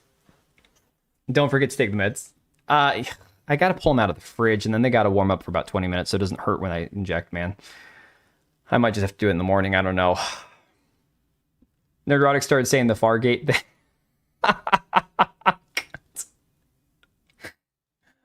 Oh my god. Yeah, Rabnat, exactly. I didn't have any disdain for him. I just didn't it was whatever, He just seemed like a normal right-wing dude. That was it. Health over us, dude. You gotta do. I can go pull it out of the fridge. What time is it? 11:50. Oh, guys, that means I have to inject it at like 12:30. Ah, friggin' hell, man. I don't know. I could just inject it cold, and that doesn't feel good. Thanks to the influx of bad actors and the lengths that developers need to go to in the hopes of getting hateful content removed from their pages, often without success, many report feeling held hostage by the platform. Steam has become essential for developers. It brings in millions of daily users. Last month, they had almost 42 million concurrent players and billions of dollars. No other storefront has the clout that Steam does. Lawhead says publishers don't take you seriously if you're not in on it. All right, you out of here, Equilibrium? All right, have a good night, buddy. Last time I had an injection at 12:30 a.m. I was a little drunk and he was surprised. Damn it, dude. Come on, man. That level of success results in hundreds of thousands of support tickets every week. Details about how Valve, a company that's been reported to employ fewer than 400 people, handles its moderation load are elusive. Online consensus, including among those formerly involved in Steam's volunteer moderation program, is that the process must be outsourced. Of course it must. Guardian reached out to Valve on multiple occasions through multiple channels for more information and for comment on why moderators clear so many apparent violations of Steam's guidelines. Valve did not respond to those requests, nor has it made any public comment that the Guardian could find on Steam's moderation issues, nor should it. They really shouldn't. This is a much longer article than I realized. Huh. Where is the... Oh, here it is. Here it is. This is the one. This is the one that I wanted to get to. This is great. Tuesday. It's Tuesday, isn't it? This is another Blue Sky Freak? No, this is the same one. Oh, that's this one for Ambrosia. Ambrosia Sky. Okay. All right, here you go. This one's fantastic. Let me see here. Is that still Steam? That's still Steam. What's this one? They're all Steam? No. Where is the tweet? Hang on, guys. I gotta find the tweet real quick. I gotta find the tweet because you gotta get a load at this this big hunk of man meat. Okay, this broad is he's a handsome broad. What can I say? Where are you at here? Oh my God. Here you go. Here you go. All right, so the article says, we'll skip ahead because I do have to go to bed here in a second. We'll skip ahead. It says, others are trying to roll with it. Brown space lesbians trying and failing to contain a simple fungal outbreak is, despite its original derogatory intent, the hardest line in all of our marketing copy, according to Ambrosia Sky developer Christina Pollock. Christina Pollock is this person. Where'd you go? Right here. This be Christina. Big old broad. And Christina, if you ever interact, I ran into this person about a week ago on Twitter. He is a lovely woman. He's very aggressive. He tends to be very angry. And basically, everything comes down to, I can bench press more than you. Go lift some weights, chud. He's something else.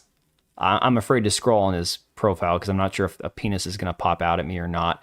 But he said here, I spoke to The Guardian about brown space lesbians trying and failing to contain a simple fungal outbreak and bigotry in Steam reviews. This dude had the shortest snippet of the entire article, but had to fluff himself and put it on Twitter that he got mentioned in here. Yeah, so the review, which is beautiful. This is for Ambrosia Sky, which the game looks like shit. Ultimately, an incredibly shallow cleaning sim about brown space lesbians trying and failing to contain a simple fungal outbreak. The Browns ended up praying to it like a god. The gameplay loop ends pretty early once you realize it has less gameplay than a Team Fortress 2 Pyro. The man played 2.7 hours. I mean, you may not like the content of his review, but he's played it for almost 3 hours. He's entitled to review it. Yeah, built like a linebacker. Big ol' sumbitch. Yeah. 2 comments. You say the Browns. What does the football team have to do with any of this? There's no football. Oh my God. Yeah. So there you have it.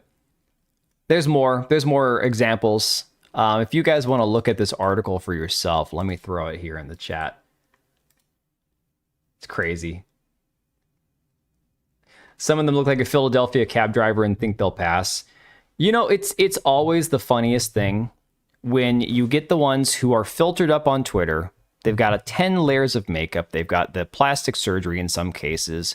They always have a fetish. All these trans women, just biological men, they always dress up as slutty as possible, like what they think a woman is. Tuck their wiener between their legs if they haven't chopped it off. And then try to say, you can't tell that I'm not a woman. And it's like, once the clothes come off, once the makeup comes off, once the filter comes off, yeah, we can. And at that point, if you've tricked somebody. If you're good enough at catfishing somebody that you can trick someone to thinking you're a woman, congrats. That's not exactly a great moral standpoint to have, I guess, is I can trick you into thinking that I'm somebody that you might make the mistake of attempting to hook up with. Yeah, tuck the sack back, exactly. So that's one review among 189. It's at, dude, I put that on Twitter. So I actually posted that on Twitter. I said, let me see if I can find it. Let me see here.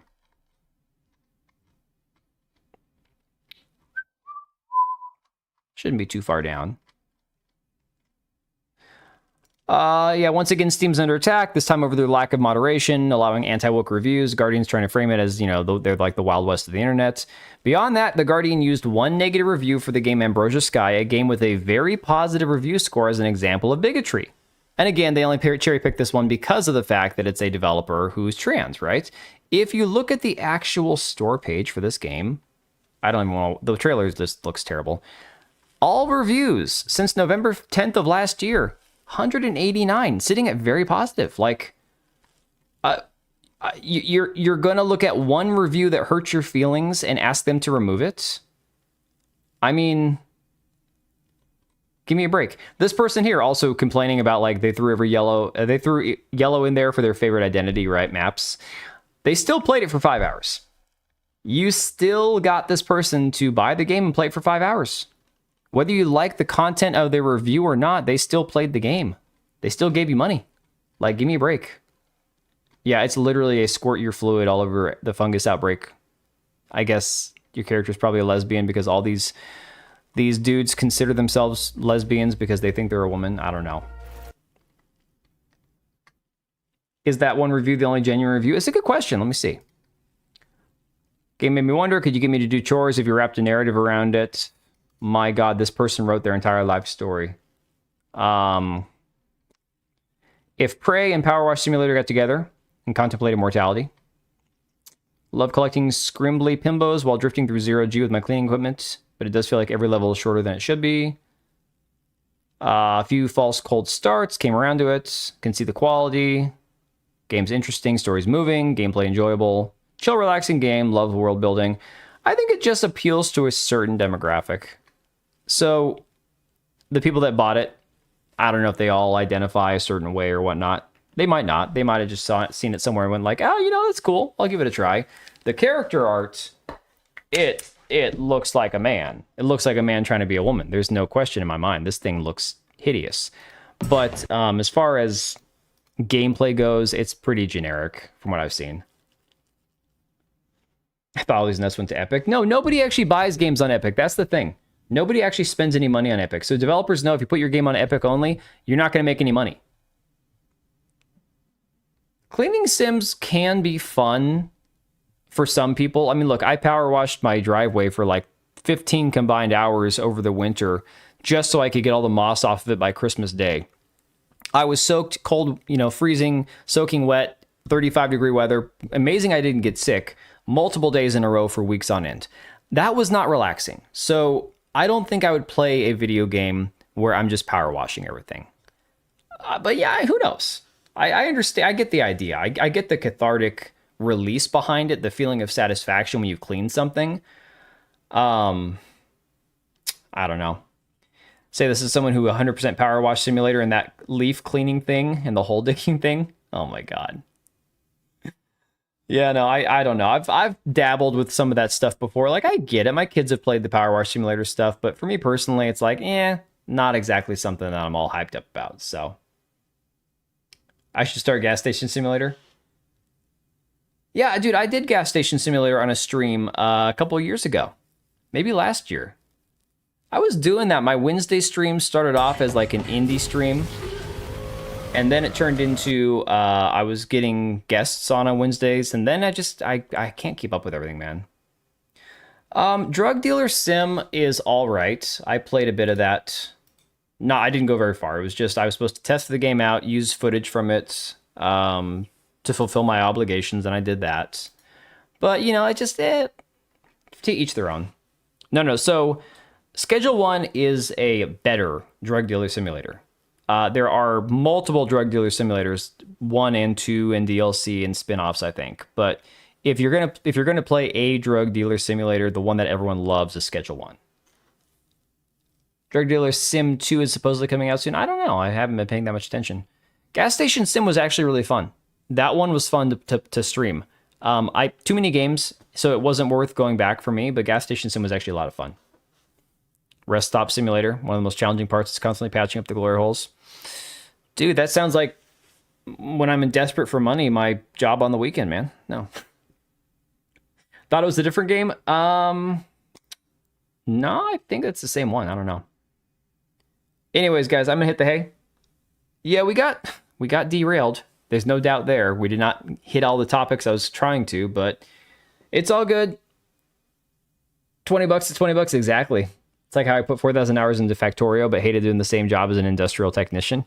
You know, it's crazy the things that we will do in video games, like working jobs to make money so you could buy a house, when you could just be doing that shit in real life, but it's not fun, you know? You got a hilarious Schedule 1 vid to say, hey, send it to me on Discord or whatever, man. Yeah, so I'm gonna do a video tomorrow night. Don't know if I'll stream yet on Wednesday. And then we will see about what we're gonna do Friday. I'm not doing a game stream again if it's not something I don't want to play. I should have just freaking played Arc Raiders last week, guys. So I do apologize for how abysmally depressing that stream was. It's not often that I get done with a stream and I'm like, that sucked. I shouldn't have done that. Schedule 1 got attacked by a game that was a drug dealer sim. Yes, that was... Here's what happened. Here's the TLDR before you leave. The publisher for the drug dealer simulator games was making allegations or threatened to sue Tyler, I think his name is, the creator of Schedule 1. I don't know if the lawsuit actually happened. It wasn't that the game themselves, that the devs were not trying to, the studio was not trying to sue Schedule 1's creator. It was the publishers that were. Well, whatever it was, plagiarism, defamation, regardless, he wasn't... It wasn't the devs. It wasn't the studio. It was their publisher. And I cannot remember for the life of me who the publisher was of those games, but it was a fairly recognizable big name. Yeah, picking on the little guy, essentially. Hey, DB Wild, do you want to come mow my lawn? It's cold and wet here. We're supposed to be getting rain-snow mix all week, and my grass is growing for some weird reason between the moss. So, oh yeah, dude, Avernum, it was jealousy. Schedule 1 kicked their asses, man. All right, good night, QC. You guys, I'm heading out. I don't know if I'm going to do my meds tonight. I might just wake up and do them in the morning, because screw that. Yeah, before they were apparently on good terms, from what I hear, exactly. So, all right, guys. I will catch you all later. Thanks for hanging. Appreciate it. It's been fun. Thanks for derailing me, as usual. Making things take way longer than they should, damn you all. But of course, that's what we're here for. It's fun. Go drink coffee and start the day proper. Yeah, I should probably cut back on the coffee. Not gonna lie. I have way too much caffeine in the course of my days. Like, way too much caffeine. All right. I'm out of here, guys. Take it easy. Stay safe. See you on the next one. Yeah, I think that's all I got. Peace out.